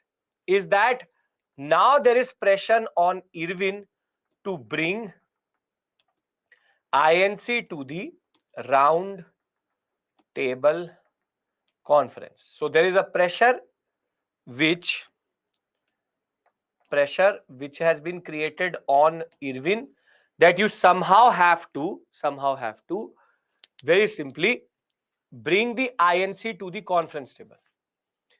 So see, these people, these members don't represent the INC. They represent other interests which are there. Hindu Mahasabha, Sindh, Christians, Justice Party, Labour, Liberals, Landlord. Understand one thing: there are multiple voices within the nation. There are multiple voices within nationalism, but INC is the most prominent one. So you can have the Muslim League represented there, but the simple point of the matter is they are not the Congress. They represent their different zones or their different constituencies or the different populations. These are not the INC. So therefore, the INC has boycotted, not everybody. Therefore, the first roundtable conference will go as per plan in December and January of 1930-31, but it will be a failure. And now there's pressure on Irwin to bring the Congress to the negotiating table. So you understand why it is a futile attempt to do something without the INC and why there is pressure on Irwin. Please understand this. Why is there pressure on Irwin and why is RTC one failure? Because no one is there on the negotiating table. Are we clear with regards to this basic concept? First, RTC has failed. First roundtable conference has failed. It is happening against the wishes of the Congress. The Congress has said that we will not come there and discuss dominion, when and why. We want Constituent Assembly. It failed because without the INC, an RTC is useless. If today there is a discussion on, for example, anything, and you don't call the BJP, makes no sense. You understand it like this: there are other political parties also which are there, which are attending the conference, but they say that without the INC, there is no point having discussion with regards to anything. So it fails because the INC boycotted it. In a way, the boycott of the INC worked. And in a way, the British are under pressure to save their face, because there's a very big spectacle which has been created in London, and the most important political party of India is not attending. So are you understanding the importance of why the INC not being there is a problem for the British? With the Queen there, with the Parliament there, with the MPs there, everybody is there. And here you have the CDM happening in the background. Everybody is breaking laws, a lot of nationalistic fervor. And the roundtable conference looks like a very, very non-interested event, and everybody now realizes we need to bring the British the INC to the negotiating table. Are we clear? Technically, India is not represented if Congress is not represented. Okay, very good. Now, Irwin is under pressure. We have reached the March of 1931. 1st March 1931. RTC is supposed to happen after Delhi Manifesto, but failed. No, RTC happens, yes, after. You're not getting the point. Congress gave its condition under Delhi Manifesto that we will attend the RTCs. RTCs will go ahead irrespective of anything. Okay. Now, it's 1st March 1931. It's been close to a year. It's been close to a year. Irwin is the viceroy. And CDM is going on. CDM is going on. Started on 6th April 1930. And now it's March of 1931. First roundtable conference happened in the background. The British went ahead without the Congress. The Irwin is under pressure. But Gandhi could see something. Gandhi could see that within this period, 6th April to March of 1931, 80,000 satyagrahis had got arrested. Governmental repression was increasing. Close to a year of struggle, and the British were not ready to budge. British were not ready to budge in. In the background, the HSRA had got arrested, and Bhagat Singh, along with Sukhdev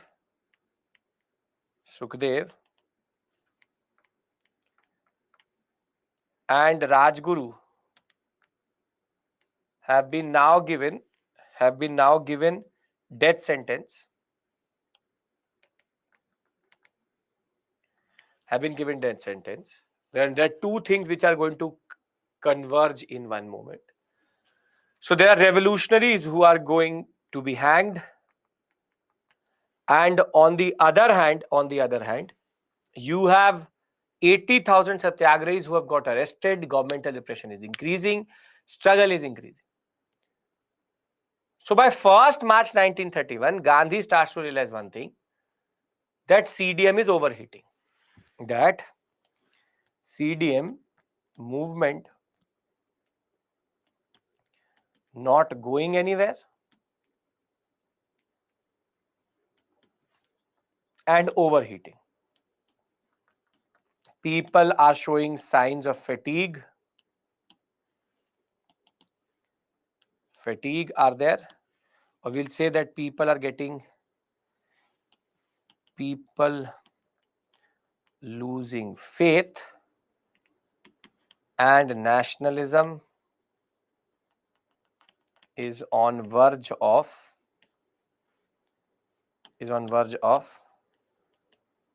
diminishing the zeal and enthusiasm.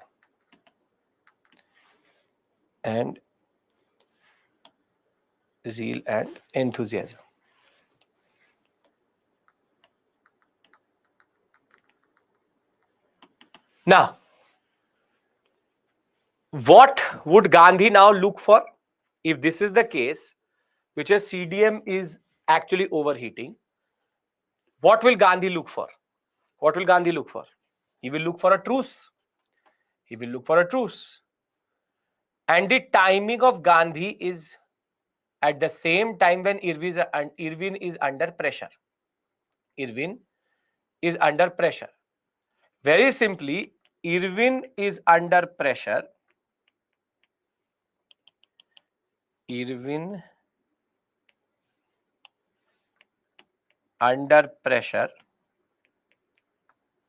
To bring the INC to the table. Gandhi is looking for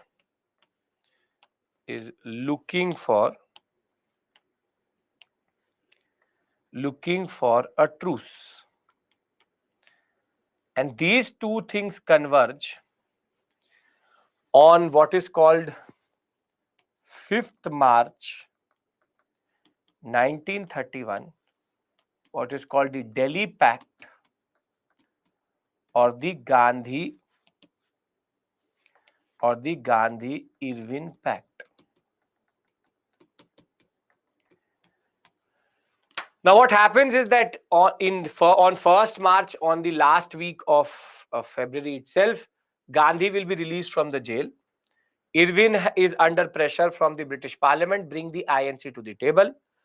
So Viceroy Irwin is going to release all the political prisoners, and now Irwin will bring Gandhi to Delhi, and he will say that these are the following things I am ready to accept if the INC is ready to suspend the CDM and if the INC is ready to attend the round table conference. So the basic point was there were certain conditions which Irwin was ready to accept, for the second roundtable conference to be attended by the INC. If the INC is going to attend the second roundtable conference and suspend the CDM, then then Irwin is ready to accept a lot of demands. Now, there is a lot of contemplation, there's a lot of debate that it is here that Gandhi betrayed Bhagat Singh. That if Gandhi had wanted, Irwin was ready to accept everything and anything, and Gandhi could have saved Bhagat Singh. There's a concept here. You would have heard about this concept that Gandhi did not save Bhagat Singh in the Gandhi-Irwin pact, and he had no demand like that when he went to Irwin. I think you would have heard it. If you've not heard it, as it is, when later stages, you would have seen this concept that people tend to argue on YouTube that Gandhi betrayed Bhagat Singh. But technically, that is not true. Technically, that is not true, because if you look at what Irwin was ready to accept and what were Gandhi's demands, you will actually understand the larger picture. First, before I go to the demands, understand two very simple things. Are we clear that Irwin is looking for INC to go to the second roundtable conference? Gandhi is under pressure to take a truce because people are losing their faith in the CDM. CDM was not going anywhere. So these two things converge together, and that is why the context of the Gandhi-Irwin Pact is win-win situation for both. Win-win situation for both. So now can I tell you what Irwin was ready to accept for the second roundtable to be attended by the INC and suspension of CDM, what he was not ready to accept, and what were the Gandhi's demands? Yes, we can discuss this. Very good. Perfect. Now, very simply, Irwin was ready to accept that he would release immediately 80,000 people who had been convicted for non-violence based arrests. So wherever there was no violence or the person had been convicted for basic CDM based salt law conviction, he would be released. 80,000 people would be released. Then remission of all fines to be not collected or not yet collected. Any peasant who had to pay a fine will not be collected. All land will be returned, rather not sold to the third party. Lenient treatment of government servants who had resigned. Right to peaceful and non-aggressive picketing. Withdrawal of emergency ordinances, all which were there. Salt law was amended, people given the right to produce for personal consumption on the coast. Peaceful agitation against liquor was allowed, confiscated property would be returned. So if you look at it, basically, the simple point is everything where the government was punishing the Indians, they are ready to give up. We will not sell the land to the third person which we've confiscated. We will not collect the taxes or the fines we need to collect. This is what Irwin was ready to accept for the INC to go. However, there were two more demands which Gandhi made, which Irwin was not ready to accept. Gandhi had made two demands, that there should be public inquiry into the police excesses, which is that police had done a lot of brutality. There should be public inquiry into it. Irwin said no. And second, Gandhi said that please commute the death sentence of Bhagat Singh and his comrades. I have this condition to go to second roundtable conference. Commute means that to reduce, to not let it be hanging, to go to life imprisonment, but something should be agreed to where the Bhagat Singh sentence should be commuted. Gandhi, if Irwin accepts that on the behalf of the British, Gandhi accepts to suspend civil disobedience movement, and he agrees that he will go as the sole representative of the INC to the second roundtable conference. Now, there are three myths which you need to understand here, very straightforward. First, people say Gandhi did not take Bhagat Singh's demand as a concept, to, to the Gandhi impact. Yes, he did. He said, please commute the death sentence of Bhagat Singh. That is a very important demand I have come with. Second, Irwin was ready to accept everything, but not these two demands. Now you tell me, now I leave it to you, that how should have Gandhi responded to? It's a hypothetical situation. Gandhi Irwin Pact happened. Gandhi was in a tight spot. On one hand, the government is ready to do everything, which is to release 80,000 people. And if Gandhi says that if you don't commute the death sentence of Bhagat Singh, I don't sign this pact. So now it is either Gandhi not accepting the Gandhi Irwin Pact or accepting it, and 80,000 people, peasants, government servants, laborers, everybody gets something as a form of remission, something as a form of concession. Now, the simple point is, your opinion is your opinion. Nobody is judging your opinion. But it's basically the concept that Bhagat Singh is going to be hanged. Either way, he's going to be martyred. Either way, he's going to be martyred. If Gandhi accepts it, still he gets martyred. If Gandhi does not accept it, he still gets martyred. Are you getting my point? Gandhi accepts Gandhi Irwin Pact, still the sentencing stands. Gandhi does not accept the Gandhi Irwin Pact, he still is going to be having the same sentence. Now, very simply, Irwin was ready to accept everything, but he was not going to give up on Bhagat Singh, because very simply, for him, Bhagat Singh was a example to be created. So next time when somebody says to you that Gandhi could have saved Bhagat Singh, the answer to that question is yes, sure. Gandhi did try. But people tend to criticize the fact that Gandhi should have not accepted the Gandhi Irwin Pact because Gandhi's Bhagat Singh demand had got rejected. Now, basic point is, if Bhagat Singh was at the place of Gandhi, would have he signed that circular if Gandhi was going to be hanged? That is the question here. The simple point of the matter is, here your opinion is your opinion. You can agree or disagree with Gandhi. I'll push a poll to you. I just want to see a basic understanding that A means Gandhi did the accepted the, you support Gandhi signing the Gandhi Irwin Pact, and B, Gandhi should have denied the Gandhi Irwin Pact, saying that I will deny it because Bhagat Singh demand is not getting accepted. So Gandhi should not have. And I'm doing this to show you the two basic standard concepts which are there. 15 seconds, whatever be your opinion. Simple point.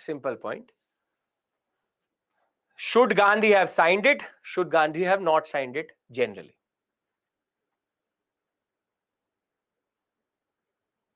I leave it to you.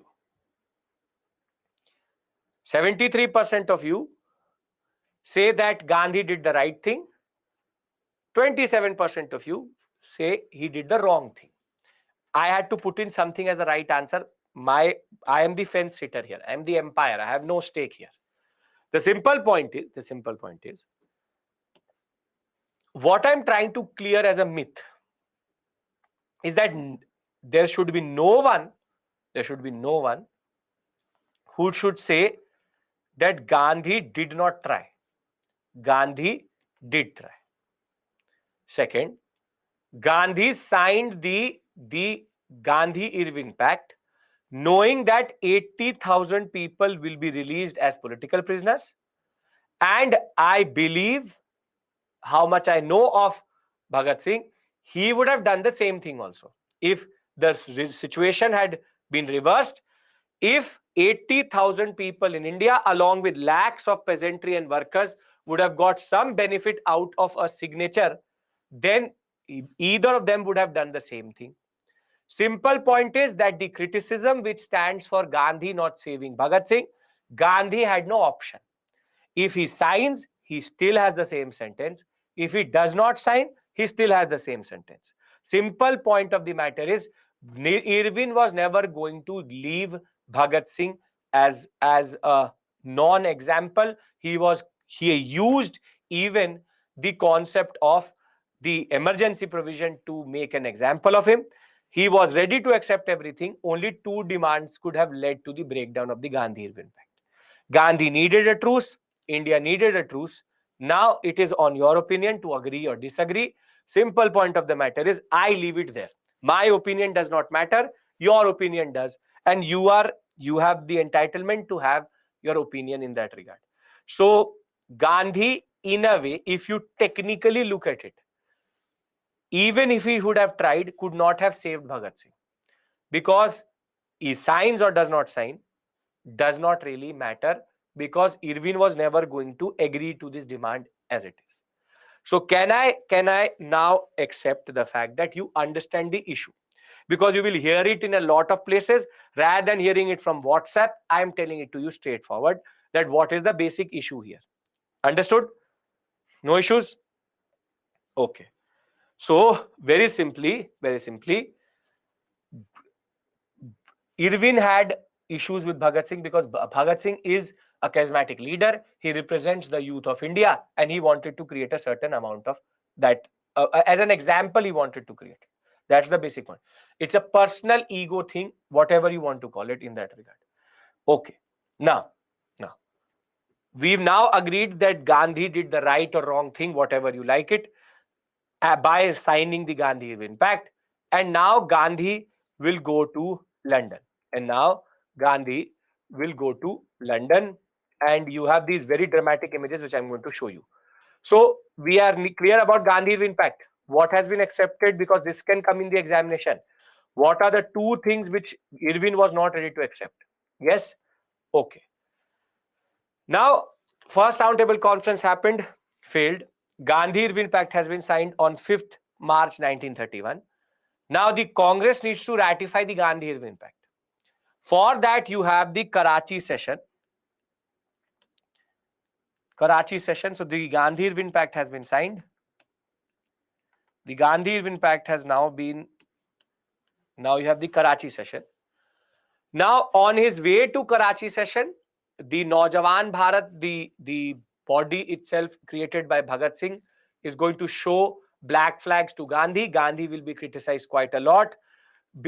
As you know, we understand his pressures, but the basic point of the matter is, at the Karachi session, simple point is that Gandhi will be criticized on his whole way. Black flags will be shown. He will face the criticism that he was not able to save Bhagat Singh in that regard. And at the Karachi sessions, three things will be accepted. At the Karachi session, first thing which was accepted was that Gandhi is going to represent INC as sole representative at second roundtable conference.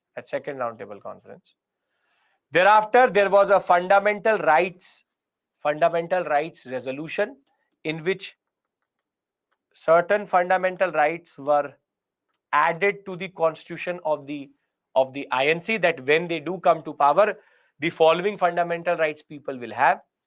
And there's also something called the National Economic Program. These are two very simple documents which are produced to show that the INC was ready to be the next successor of the power which the British have. So the Karachi session is generally considered important in 1931 because of the fact that you have INC's sole representative Gandhi, fundamental rights, and national economic program. Now, the simple point is, I'll read all of this once we've completed the story itself. Now, Gandhi Irwin Pact done. Irwin keeps up his part of the deal, and at the Karachi session, the Congress has endorsed Gandhi going as a sole representative. So now let's go to second RTC. Can we go to London now? No, Prachi, no, not right now. After 42. Can we go to London? Okay. Now, one thing should be very clear. As soon as Gandhi Irwin Pact is signed, Irwin goes very happy to the Secretary of State. See what I've done? I have brought the INC to the negotiating table. So he thought that he'll get a promotion or something. That very good thing. So the Secretary of State asks, what did you agree to? So he shows the list. Why Karachi session happens if RTC going to happen? Because before he goes to second roundtable conference, INC has to say that Gandhi is the sole representative. Because Gandhi is a person, he is not the INC. So the endorsement comes in Karachi session. First roundtable conference not attended by anybody from the Congress or Gandhi. So Irwin says to the Secretary of State, yes, I have brought the Congress to the forefront. And Secretary of State says, show me the list of things you've agreed to. And the Secretary of State says, we asked you to bring the Congress on the negotiating table, not go and sell yourself to Gandhi. Basically, Irwin was criticized by the British government, and he will lose his job because as soon as Gandhi Irwin Pact and Karachi session will happen, Wellington will be sent as the new viceroy and Irwin will be brought back. Now, why was the British not happy with Irwin? Because Gandhi Irwin, the INC is now at equal footing with the British. If Gandhi and Irwin are signing a pact, it means that two equals sign a pact, right? But the British was never ready to accept that INC was equal. In a way, the Irwin, what he did in desperation to bring the Congress to the forefront, to the negotiating table, he accepted that without the INC, nothing can happen. And second, the fact that Gandhi is an equal with Irwin. Are you understanding this point? That when there are pacts which are signed, treaties when they are signed within equals. And that is what the Secretary of State said, that why didn't you go and sign your property to him also? That was only left in this. That you give everything to him. We said bring the INC to the forefront. Why did you agree to everything? When you were not agreeing to two things, you could have not agreed to the fact that you will not release 80,000 people. Irwin, in his excitement to bring the INC into this second roundtable conference, for the first time, actually gave the Congress the feeling that they were important. And more than that, Gandhi was now on equal footing with Irwin, therefore the British equal footing with the INC. So the Karachi session is considered quite significant because in the background, Wellington is going to be sent to India and Irwin will be recalled back. And ironically, remember in your life, ironically, after this point, no viceroy met with an INC member or leader personally hereon. After 5th March 1931, every viceroy denied meeting any person from the INC because of the damage which Irwin has done. So I hope that you're getting the point why Irwin was not given a reward, but actually he lost his job because of the fact that he had agreed to too much and he had given the INC in a way a equal footing, an equal footing. So this is a very, very dangerous precedence which Irving had created. So when Gandhi reaches London, he is that man who signed a signature, or his signature was on a paper on which Viceroy had signed. And as it is, Gandhi was already a very famous personality by the time he reaches London. So we are clear why Wellington will be sent as the next Viceroy and why Irving will be brought back. Yes? Yes, very good. Now our rock star is going to reach London. And in London, there is fanfare. There is fanfare along with Sarojini Naidu. Gandhi was a spectacle. In the cold of London, he only wore that dhoti, with women finding him quite interesting, to men trying to get a picture or just meet him and shake his hand. Gandhi was a spectacle. Gandhi was a spectacle. Here is the Congress embodied by this man. He will meet a very famous picture of Gandhi meeting the Queen. And thereafter, now one thing was very clear, that the Congress had too much power at this point of time, and the British needed to bring the Congress down and show to the world that the Congress does not represent India. Because what the conclusion came out of India, of this concept of Gandhi-Irving Pact, is that India equals to Congress, Congress equals to India. Now, at the second roundtable conference, very very famous picture with Gandhiji. You have Madan Mohan Malviya, you have Dr. Ambedkar.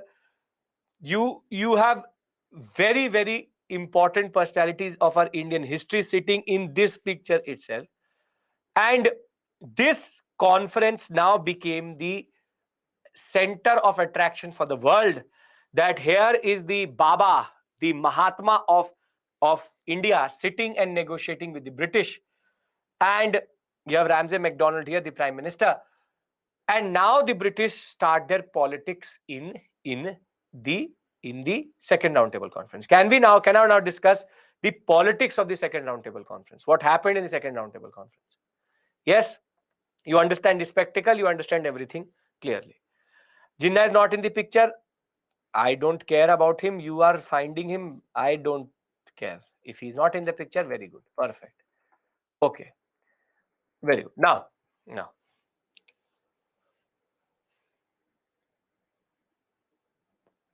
Congress has too much power. It has been petted or has been pitted as the representative of India itself. Now, Gandhi goes with three basic demands. Gandhi goes with three basic demands, but one thing you need to know is that Dr. Ambedkar, Baba Sahib, and other minorities, there was a certain type of agreement which was coming up, and something which Ramsay MacDonald had proposed was that depressed classes, the lower caste, the lower varnas itself, Ramsay MacDonald started to argue in the first roundtable conference itself. By the second roundtable conference, this was the way INC was going to get undercut. Depressed classes were now being considered as a separate part of Hindu society,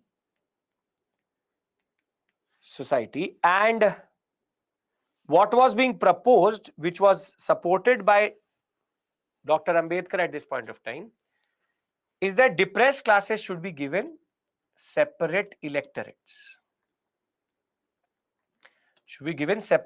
This was the question which Ramsay MacDonald was actually proposing, that depressed classes along with Muslims, Sikhs, Europeans, Anglo-Indians, all should be considered as separate to the Indian society or separate parts of the Indian society. So when Gandhi reaches the second roundtable conference, Gandhi has three basic demands. First is that India should be given independence immediately, which obviously was never going to happen. That you give us complete independence right now. But his next two demands are very important. He says depressed classes not part of separate electorate concept, integral part of Hindu society. And second, he said general principle of separate electorates should be abolished. Should be abolished. So imagine something which had been introduced close to 30 years back in 1909. Now Gandhi is fearing something. And the concept is that Gandhi, what he fears is that the British have already divided India into the concept of Hindu, Muslim, Christian, and Sikh. This is how you have created the four categories. So separate electorates to each one of them. But now what the British wanted to do was to dissect the Hindu society itself. This is called proper divide and rule. Dr. Ambedkar believed that the only way the INC was not sensitive to depressed class issues as of right now. Dr. Ambedkar will discuss by the end of the class. He believed that the only way depressed classes can go forward is through education from social justice. For him, social justice is very, very important. Political justice and economic justice can come later, but only if the depressed classes are coming out of the caste system and they technically become better in understanding their own exploitation, they can actually get in a way a better understanding of their own oppression and a better future in India. So his stance as of separate electorate is guided by the fact that separate electorates would give certain places where they would be represented well. So Dr. Ambedkar's stance in that regard is also agreeable and also in a way justifiable. On the other hand, Gandhi's stance is also in a way justifiable, because what Gandhi said was that the way depressed classes go forward is not by separating their identity, but by integrating them and removing the problems which are there in Indian society. He said we need to reform rather than reject. And therefore, Gandhi could see what the British were technically trying to do. And that is why I said, I don't want separate electorates. Please don't believe or don't treat the depressed classes as a separate concept itself. However, now the British had held that nerve which they can use against Gandhi and to discredit the INC itself. And that nerve was the fact that it is called minorities issue. The minorities issue. Now to the world, the British can say, see, INC does not represent India because, see, the minorities don't agree with the INC. And what is going to happen is that the second roundtable conference, all the minorities will come together under what is called the Minorities Pact. And it will now become Gandhi versus Minorities Pact. The minorities will say, yes, we want separate electorates. Gandhi will say, no, don't give them separate electorates. So now what is happening is the British are trying to damage control what Irwin had done, to show to the world, see, you say that INC is India. See, India is represented by minorities. Minorities say that INC is not India. And in that way, second roundtable conference is going to fail. And Gandhi is going to come back empty-handed. All three of his demands are going to be rejected, and minorities pact in that sense created in a way so much discord that we the Indians were fighting Indians. This is the problem. Minorities are also Indians. Gandhi is representing India. This is what the British do best. They brought everybody to the table, and now we are fighting amongst ourselves. This is something which we always do. We did it when the British were expanding in the East India Company period, disunity, and we are doing it here also. Nobody wants their larger long-term vision is not there. Minorities and Gandhi are fighting in front of each other, and Gandhi can see that the British are succeeding. They wanted to divide India on another front, and we see we are fighting. Second, technically, the minorities were not ready to support Gandhi. Gandhi was not ready to support the minorities pact, because on both sides, both are justified. So the simple point is, roundtable conference, second roundtable conference is going to end on a very bitter note, with Gandhi coming back to India and minorities in a way prevailing, and the British have now found the way to divide the INC and make sure that the INC only remains like a small speckle or a small argument within the larger argument of Indian nationalism.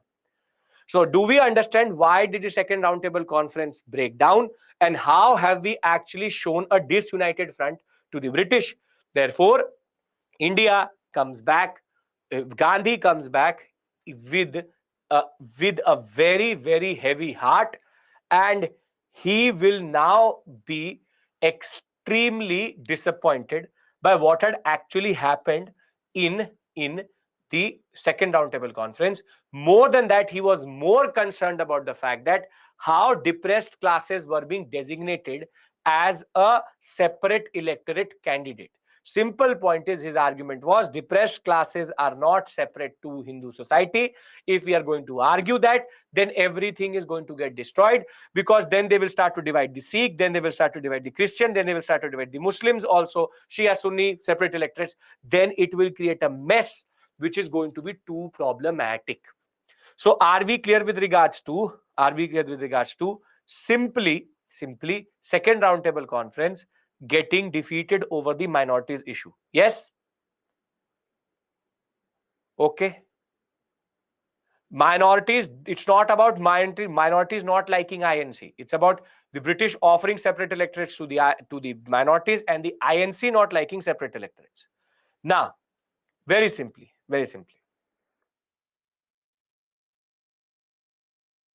Gandhi comes back. Gandhi comes back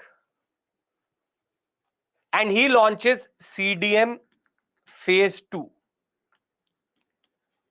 In 1931, he will come back and he will launch the second phase of the CDM. But this phase is going to be a major disaster, because Wellington was not ready to accept or do anything which Gandhi wanted to do, or even was ready to, in a way, have any form of sympathy. So whatever Irving had done, Wellington is going to undo.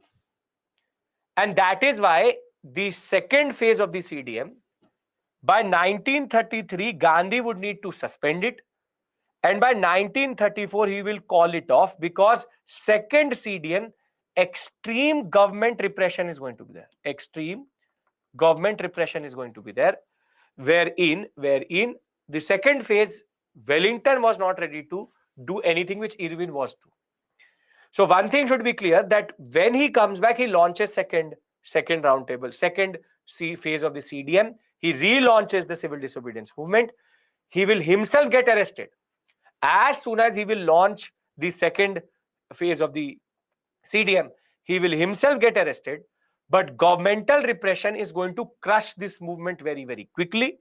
And as it is, by 1932, Gandhi was not interested in politics. His orientation will change, which I will tell you. So simple point of the matter is, if they ask you what is CDM phase 2, CDM phase 2 is Gandhi coming back from the second roundtable conference, and then going into this concept that I want to launch the movement again. But as soon as he will launch it, he will get arrested, And by 1932, he was not interested. And by 33, 34, he will call it off by suspended in 33. By 34, he will call it off. That I will tell you. That's a separate story happening in the background. I want to discuss McDonald Award and Pune Pact. Are we clear with regards to second phase of CDM? 31, he will come back, launch it, governmental repression will be there. By 34, it will be called off. As it is, after 32, not interested. Just note this point. Second phase did not work like the first phase. So any time when they ask you what are the features of CDM, they're meaning CDM phase 1, not phase 2. Now, Gandhi was annoyed by what? Gandhi was annoyed by the fact that, very simply, the depressed classes should not be given separate electorates. So guess what the British is going to do? Guess. In 1932, what is called the famous McDonald Award, named after the British Prime Minister Ramsay MacDonald. McDonald Award, or also called the Communal Award. Communal Award. Depressed classes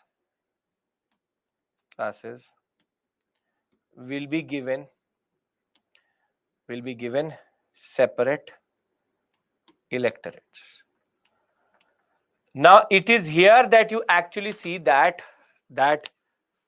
INC was quite ambiguous over this issue, because the INC did not want to in a way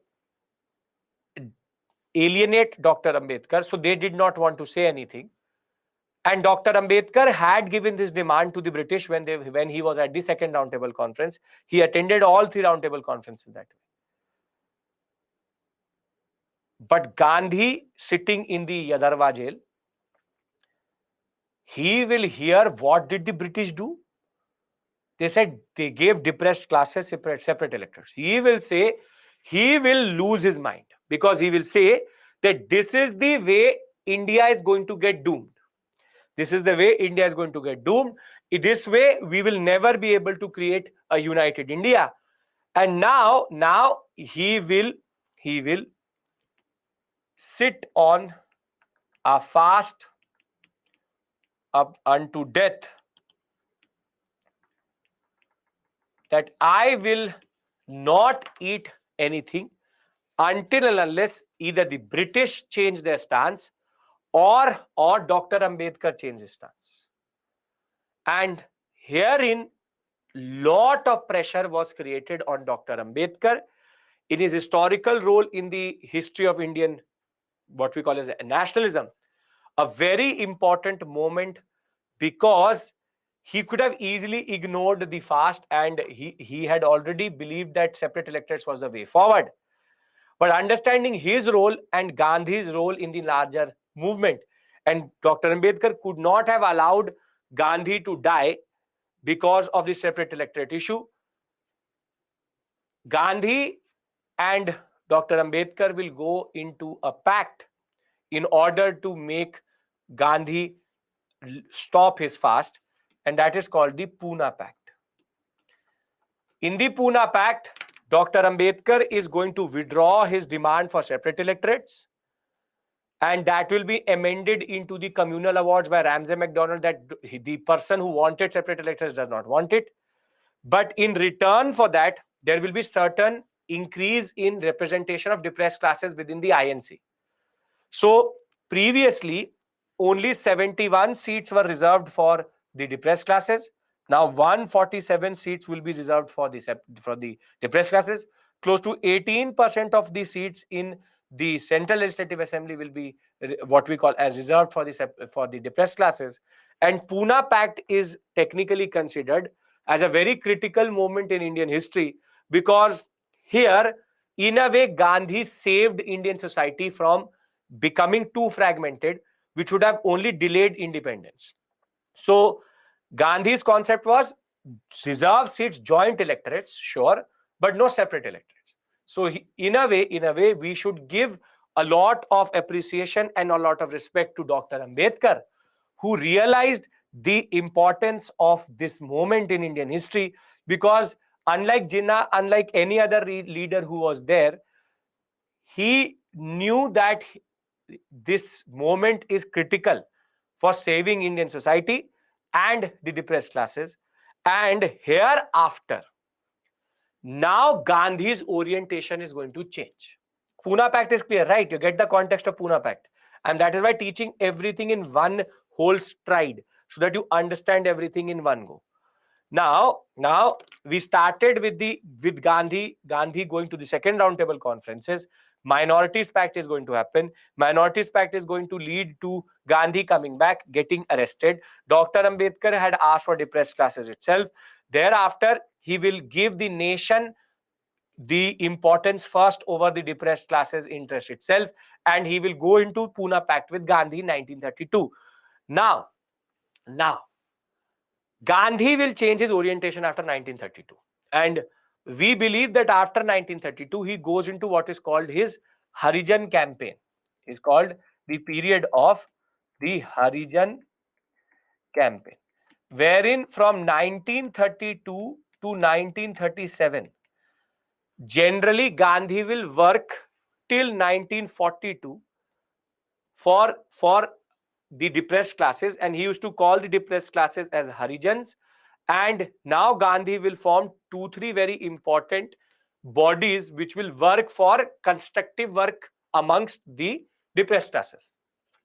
That is why after that, after 1932, Gandhi was not generally interested in political. He takes a political sabbatical. He moves out of politics. The change in orientation is to prove to Dr. Ambedkar that Gandhi was not bluffing. Gandhi was not bluffing. Gandhi tries to show his seriousness to the depressed class issue by actually launching this understanding of his, wherein he wanted to actually, once he's released from the jail itself, within the jail itself, he will ask Kasturba Gandhi to start the Harijan campaign in that regard. That way, Gandhi's orientation changes to make sure that people don't think that he's a hypocrite. Because any day, Gandhi could have gone into the Pune Pact and then not cared. But he tried to actually argue that we now need to go into the caste system, remove the problems of untouchability. And his Harijan campaign was actually about removing untouchability and going for depressed class reforms. And this is why Gandhi's orientation for quite a long time will change. And that is why automatically the national movement in that regard will fizz out, and CDM phase 2 will automatically go out of the picture. Now, if you understand this, last point is in 1932, that one more thing which happened was the third roundtable conference. Again, Congress will not attend it because everybody got arrested. Congress will boycott it. Nothing really will again happen in the third roundtable conference. But the British had succeeded in what they wanted to do, which is to divide India in such a way that now we were fighting amongst ourselves only. Though it was the historical consciousness and the way Dr. Ambedkar managed this situation quite well, that he was able to actually avert a major crisis, and the Pune Pact in that sense stopped that division. However, the British are then going to say, three roundtable conferences done. We have understood how we are looting India, and now we will report everything into what is called the white papers, which is going to be the base on which the Government of India Act 1935 will be launched. So if you understand, now I'm going to just write on one slide this whole sequence. If you understand this whole sequence, I would like to read all of this out of the PPT. Makes sense, everyone? Come on. Is this making sense? 50%, 60%, 80%, something percent. Yes? Come on, come on. Okay. 1 second.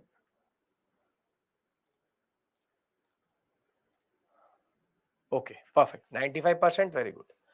Now, see. First RTC, failure, no INC. Gandhi Irwin Pact,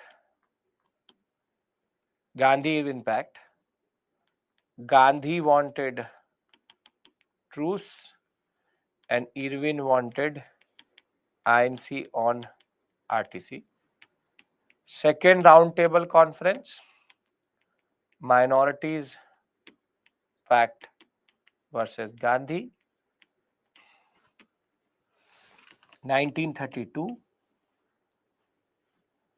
You will have CDM phase 2 launched, 1932. Pune Pact, third roundtable conference, McDonald Award,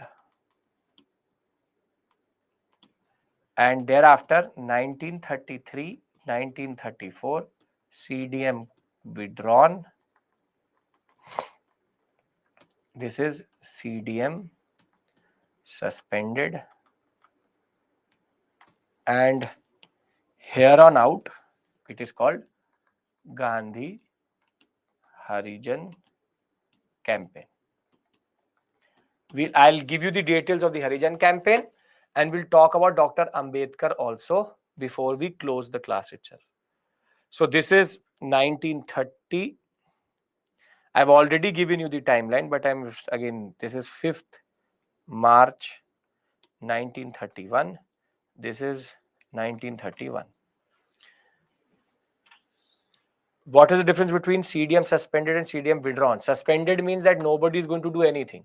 Withdrawn means that the INC itself has withdrawn it. The CDM program has stopped. I can withdraw a movement and then I can suspend a movement and then I withdraw it. Third roundtable conference, nothing is going to happen. The British are going to do a drama and they will they will go for what we call as the concept of the white papers. Can I read everything? This basic concept is clear. Come on, everyone. If you can create this basic chain in your mind, revise it once today and it will totally get, in a sense, solidified. After this, it's not that messy because multiple things are happening at this point of time. Okay. So let's go back to and discuss. We've discussed Gandhi Irwin Pact. So yes, first a roundtable conference. Now I'm just repeating everything through the PPT as a form of consolidation. Roundtable conferences are significant because all participants are equal. That is why they are important. So just do one thing. If you had some gaps, just follow me. I'm just going to read it out, basic concept. Participation as equals, that is why roundtable conferences are important. Thereafter, in a way, symbolically, everybody is treated equally. That is equally important. So all political parties in India, princely states are represented in this. It is going to happen in Buckingham Palace in London. Purpose is that they wanted to understand the grievances of the Indian leadership with different social background. Again, all of this is just a drama. You already understand that. So it's a mere eyewash. We already know that. You know what you are doing in India. You want to understand the grievances of the people. Grievances go away. Will you go away? That is not going to happen. So all this is just saying that I need to understand how am I looting you. That's the basic point. Buckingham Palace. And okay. First Roundtable Conference, 12th November 1930 to 19th January 1931. First Roundtable Conference is going to be, for the first time, a conference in which British and the Indians were equals. Civil disobedience was happening in the background, Congress not participating. Most of the business leaders are also not there. Muslim League, Hindu Mahasabha, liberals and princely states are going to attend it. Purpose is to discuss the Simon Commission report. Virtually every delegate is going to say that it is a futile process without the Congress. And now the British Prime Minister creates a lot of pressure or says to Irwin, use an olive branch, use something to get the INC come to the fore itself. Now, as I showed you the first roundtable conference, the participants. Don't learn all the participants, but depressed classes, Dr. Ambedkar, women, Begum Jahanara Shah Nawaz, and the Justice Party. Just remember this much.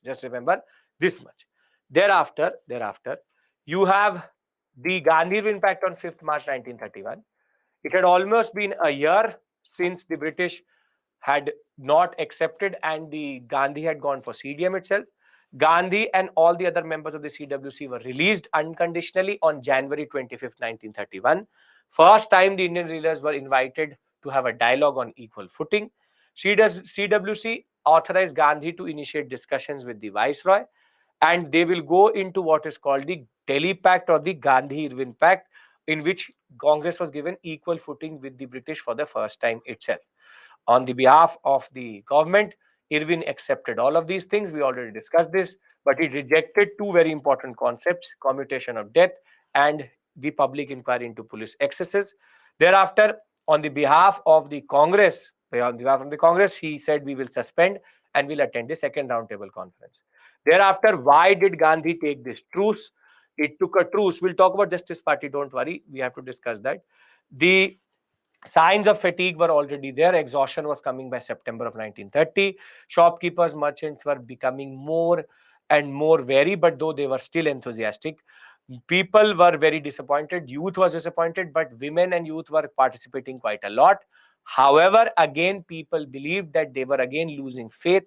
Peasants of Gujarat were disappointed because the land were not restored immediately, but still they were also happy that the movement has stopped momentarily.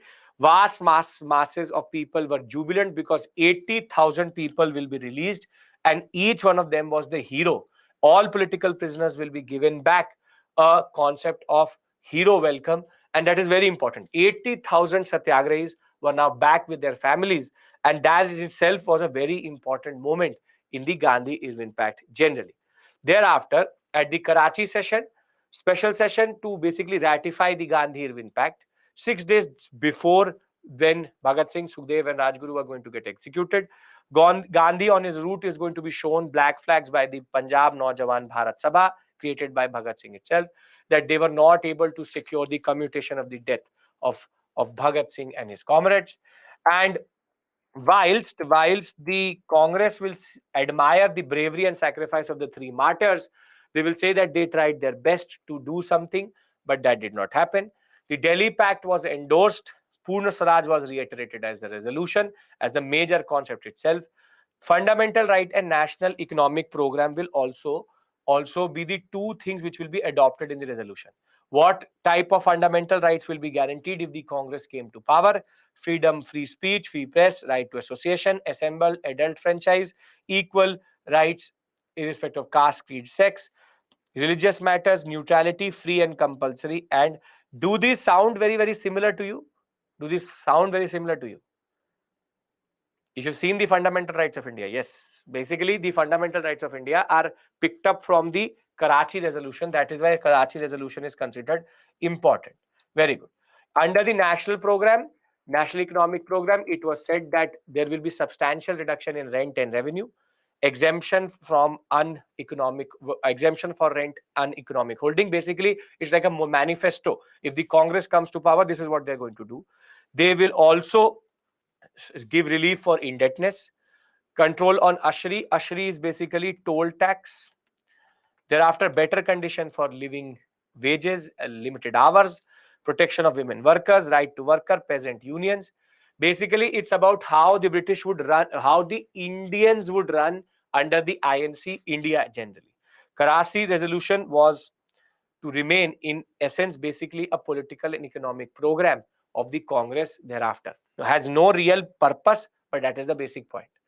Now, at the second roundtable conference, 7 September to 1st December 1931, Irwin was replaced by Wellington. You know why. And the conference had an overwhelming number of Indian delegates because now Gandhi was there. Gandhi became extremely aggressive with his agenda, but that will also lead to him to go into conflict with the Minorities Pact. The government refused to concede even the basic demand of freedom, obviously. Thereafter, Gandhi represented Congress and had two basic demands along with Sarojini Naidu, who was representing the Indian National Congress as a woman in that regard. And the three main points which were reiterated by Gandhi were that government must establish immediately full control of Indians at center and provinces. Further, Congress alone represents political India. Untouchables are Hindus and should not be treated as a minority, and no separate electorates or safeguards for anybody. For anybody. And that will obviously put off the minorities. Participants, most important, Gandhi is here. Thereafter, you have the depressed class, Dr. Ambedkar. Then you have the Justice Party again, but now represented by quite a lot of members. But the most important, you have women, Sarojini Naidu and Begum Jahanara Shahnawaz. And along with that, you have the Labour Party. N.M. Joshi has again gone. So second by time, he's also there.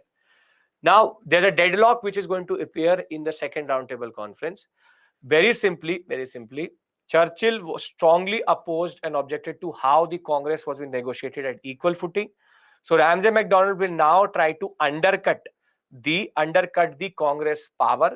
So overwhelming majority of RTC delegates were conservatives. This is what is going to be used to say that Congress did not represent India and to neutralize the efforts of Gandhi.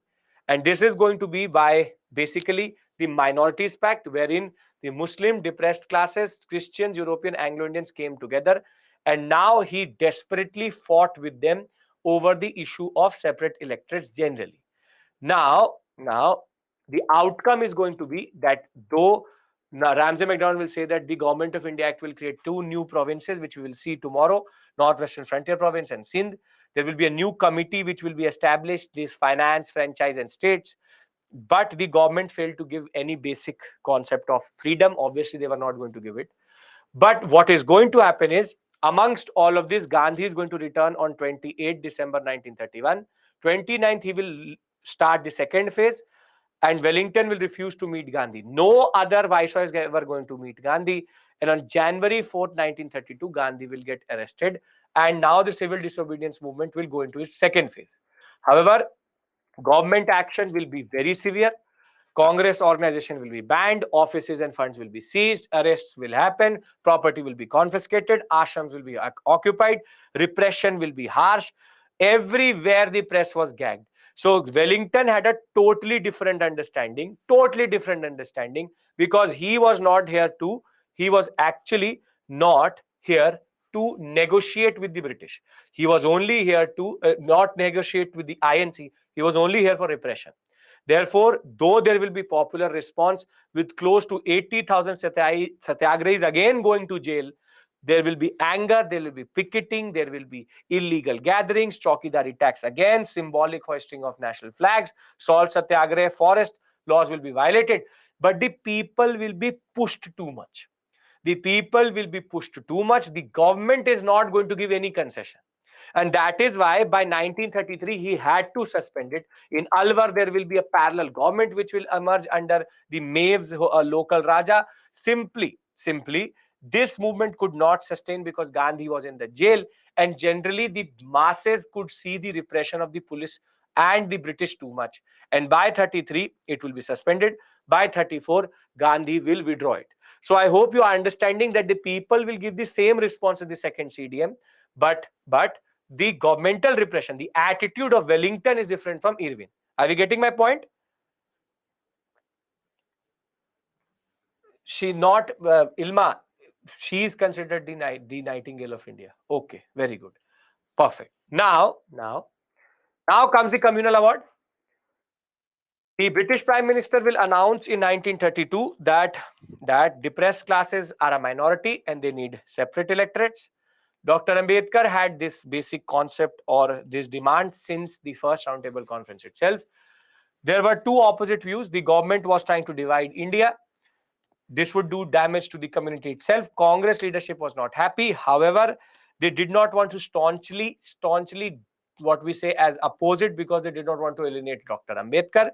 So though they opposed separate electorates, they were still in favor because they did not want Dr. Ambedkar to go outside the fold of the Congress generally. Thus, though disagreeing, they were neither ready to accept it or reject it. However, the separate depressed class concept was obviously going to be opposed by everybody else. And the biggest opposition is going to come from Gandhi. Gandhi was in deep shock and opposed separate electorates, saw it as an attack on Indian unity. He thought that it was both harmful for Hinduism and depressed classes, because this would remove the depressed classes, which would not lead to their upliftment, but their separate identity and their oppression would go on. So once depressed classes are treated as separate political entity, the abolition of untouchability would be undermined, and it would only make sure that they remain untouchables forever. Rather than integration and abolition, we can't reject it. Therefore, what is going to happen is Gandhi's demand was that depressed classes should be elected by joint as much as widest electorate possible with universal franchise. And therefore, at the Pune Pact, where Gandhi was in Yadarwa jail in Pune and McDonald Award was given on 20th September 1932, Gandhi will go on for fast unto death with huge pressure on Ambedkar. Hereafter, Dr. Ambedkar, MC Raja, and Madan Mohan Malviya will hammer out what we pact, and that pact is going to give the following things. On 21st September 1932, Gandhi and Ambedkar went into what is called the Pune Pact, and after signing that, no separate electorates for depressed classes. Instead, joint electorates with reserve seats. Reserve seats was increased in provincial legislature from 71 to 147, and 18% of seats in central legislature. And their adequate representation should be there in civil services. For more than that, the communal awards will be amended by government accepting Dr. Ambedkar's basic understanding. Hereafter, Gandhi will launch his Harijan campaign. Now, please understand this very clearly. You don't have to learn each and everything. I will mark 2, 3 things. Can you pay attention to those? Because here there is again a lot of theoretical, but there's something very important for the examination. I'm going to mark that so that you can easily understand what it is. So very simply, now Gandhi will get preoccupied in his untouchability campaign, Harijan campaign, and from first in jail and then from his release in 1933, first important body created, because it people don't associate Gandhi with these bodies.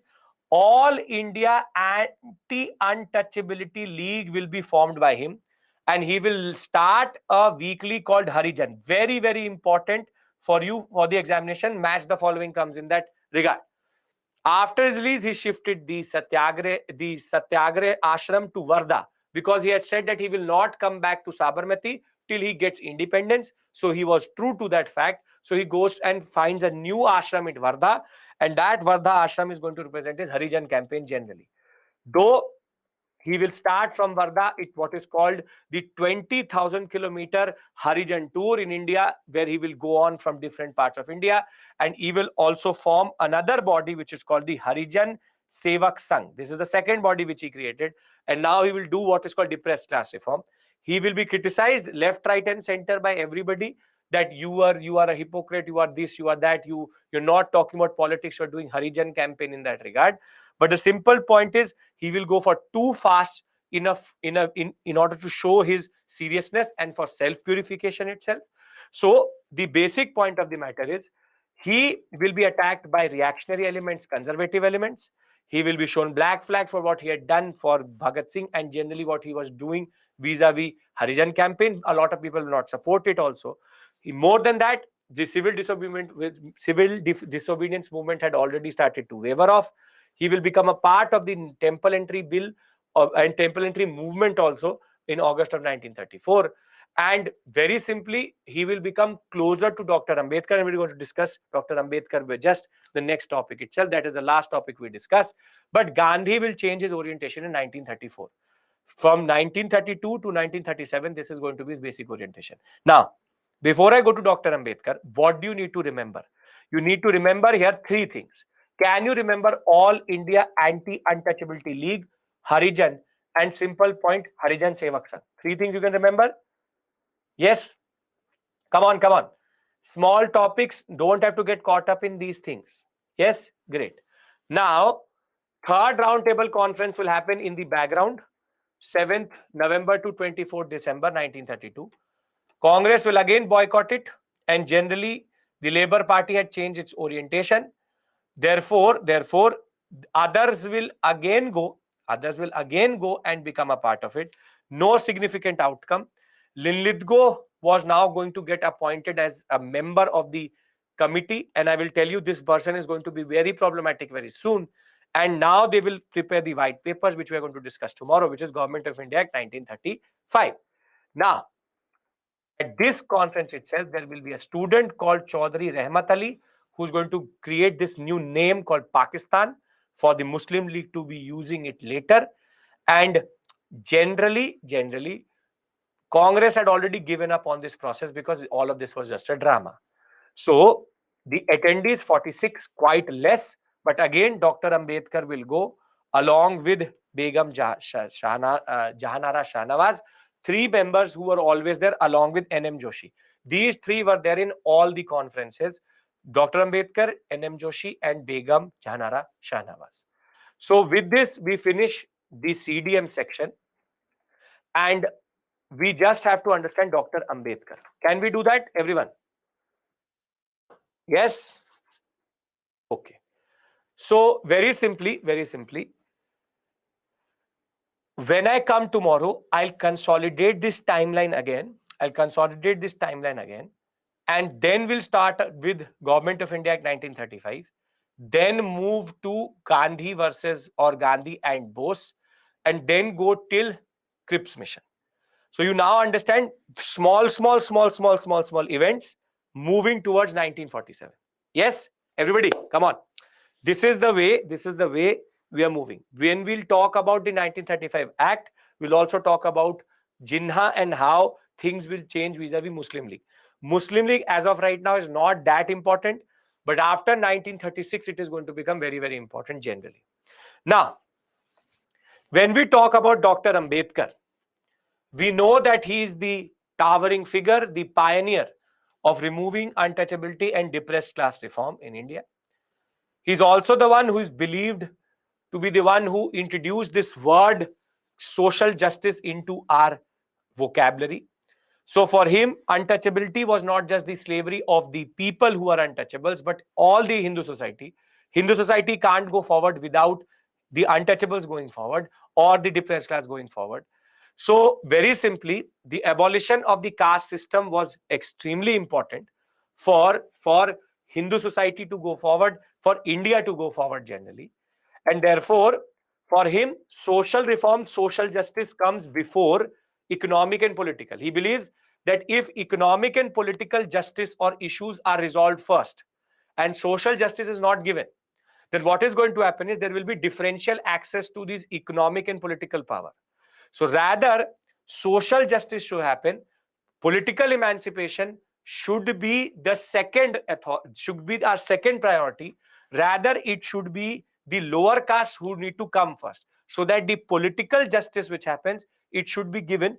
Where do we use these three terms: economic, political, social justice? Where do we use it? Hidaya, yes, it happens every day at 6 p.m. Yes, very good. In the preamble and in the DPSPs, it is represented. Very good. In the preamble, economic, political, and social justice. So the word social justice is where Dr. Ambedkar comes through. So very simply, the simple point is economic. Am I audible? Am I visible? Yes, I am. For 1 second, I got hanged, right? Yes. So I was saying that economic and political justice cannot come without social justice. So economic progress again makes nothing or gives us nothing if it is not transferred to everybody. So if there is mental and modern slavery in the form of what we call as casteism or untouchability, then there is no point of that economic development. Therefore, social reform consisting of family reform, religious reform, removing these practices such as child marriage, he strongly supported women empowerment, women's right to property. He in himself is a social reformer in that regard. Very simply, social justice is a word which he added to our vocabulary. He said political power, political justice makes no sense if you don't have equal society, and economic justice also makes no sense if there is no equal society. So equal society has to predate the concept of political and economic justice. Thereafter, you have to now remember certain bodies which he created. For example, 1923, he will create what is called the Bahishkrit Hitkarni Sabha, which is going to become the pioneering body which is going to work for the depressed classes generally. And he will also become a part of the temple entry movement, which I'm going to discuss with you very soon, because that is one small topic which is left here and there related to Justice Party, temple entry movement. We will discuss that. He will take part in it in 1930 in the Nasik sector. Thereafter, he will attend all three roundtable conferences which we've seen. Further, in 1932, he will go into a Pune Pact at Yadarwa jail. Further, he will be the one who will become the person who will advocate for reserve seats, which till today are very, very important. In 1936, he will form what is called the Independent Labour Party. Please remember this very, very clearly. In the Second World War, he was very clear that he asked the Indians to go and join the army so that Hitler could be stopped.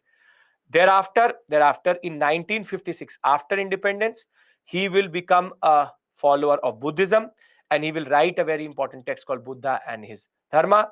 In 1990, Dr. Ambedkar was given the Bharat Ratna. And from 1990 to 91, it is the year of social justice. And till today, the Dr. Ambedkar Foundation works for social justice and empowerment of the depressed classes. Simply, you have to remember three things here. First is 1932, 1923, Bahishkrit Hitkarni Sabha. You can remember that? Yes or no? Come on. I'll give you a question on CDM, don't worry. You can remember 1923, Bahishkrit Hitkarni Sabha. Then you have to remember 1936, Independent Labour Party. And then there are certain writings which are very important from him. Mook Nayak, Janta, the Annihilation of Caste, the Untouchables, Buddha or Karl Marx. These are very important, are sprinkled across in the examination somewhere or the other. It will help you. Yes, it's factual. I can't help it. You have to learn it. You have to learn it. Civil Services Committee we will do tomorrow. So I hope before we discuss temple entry and civil services tomorrow. Let me give you the summary of what we've done generally.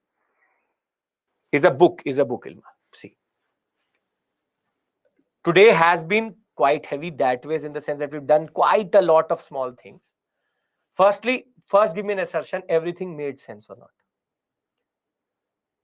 Made sense? Because this is the period where multiple things are going to happen together. So it did. Very good. Now, the first point is very simple, which is that you need to understand how these things are related to each other.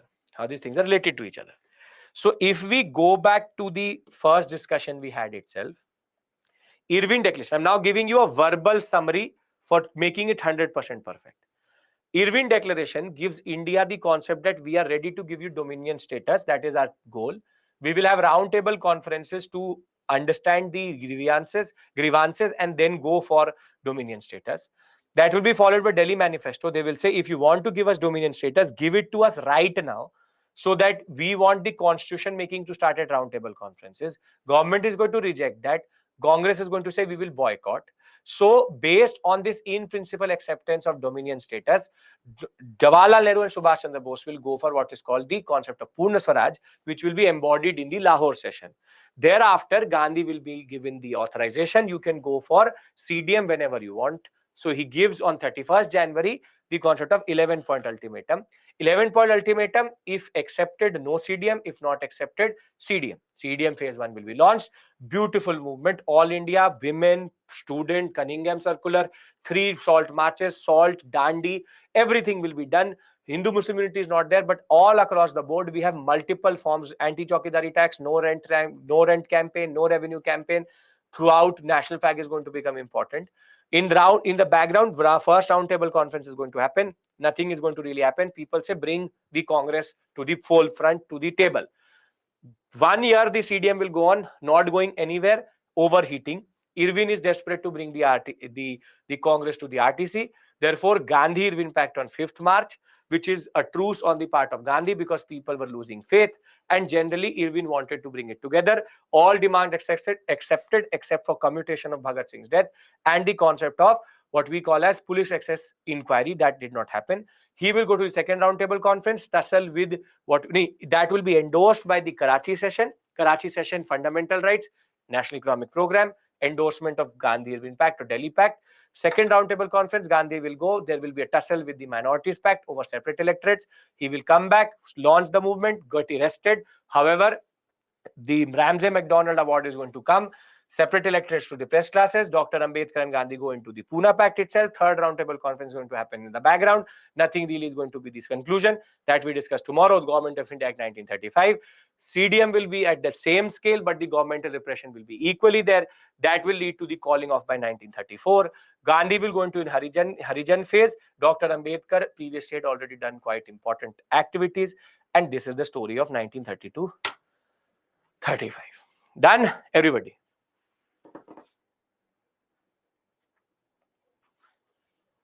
So I will see you tomorrow, same time, exact 9:30. We get the class is over. I hope everything made sense generally.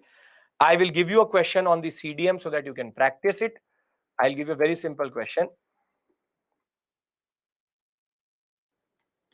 Discuss the features of the civil disobedience movement. What was it an all India level movement? Can you answer this in 250 words? Mahatma Gandhi is sent to jail when he comes from the second roundtable conference, right? Pintu, there are small topics, that is why. So see, the basic point is, if you've seen the basic pattern, I give a lot of time in explanation. But when I'm reading the PPTs out, I don't get the point of going equally slow. So I hope you are able to understand the pattern here. I've given you everything in detail, every most important concept in detail, but then reading it out makes no sense, right? I hope this is working for you also generally, because if you understand it, you never have to learn it. Yes, Pulkit, in a way. Yeah, just read it out, fill in the gaps, wrap it up. Perfect. Police inquiry into police, a public inquiry into police excess means that if the police had been too brutal, an inquiry by the Congress and a proper committee for that. You can start this question by discussing the Irwin Declaration. One small line: Irwin Declaration led to Pune Swaraj resolution, which went to 11-point ultimatum, and the civil disobedience started. You would need to learn the names which I've told you today, obviously. That is the problem, Bharadwaj. Depressed separate electorates can be applied to anything. Anybody over the height of 6 feet can have separate electorates. That can also be there. Separate electorates can be there anywhere.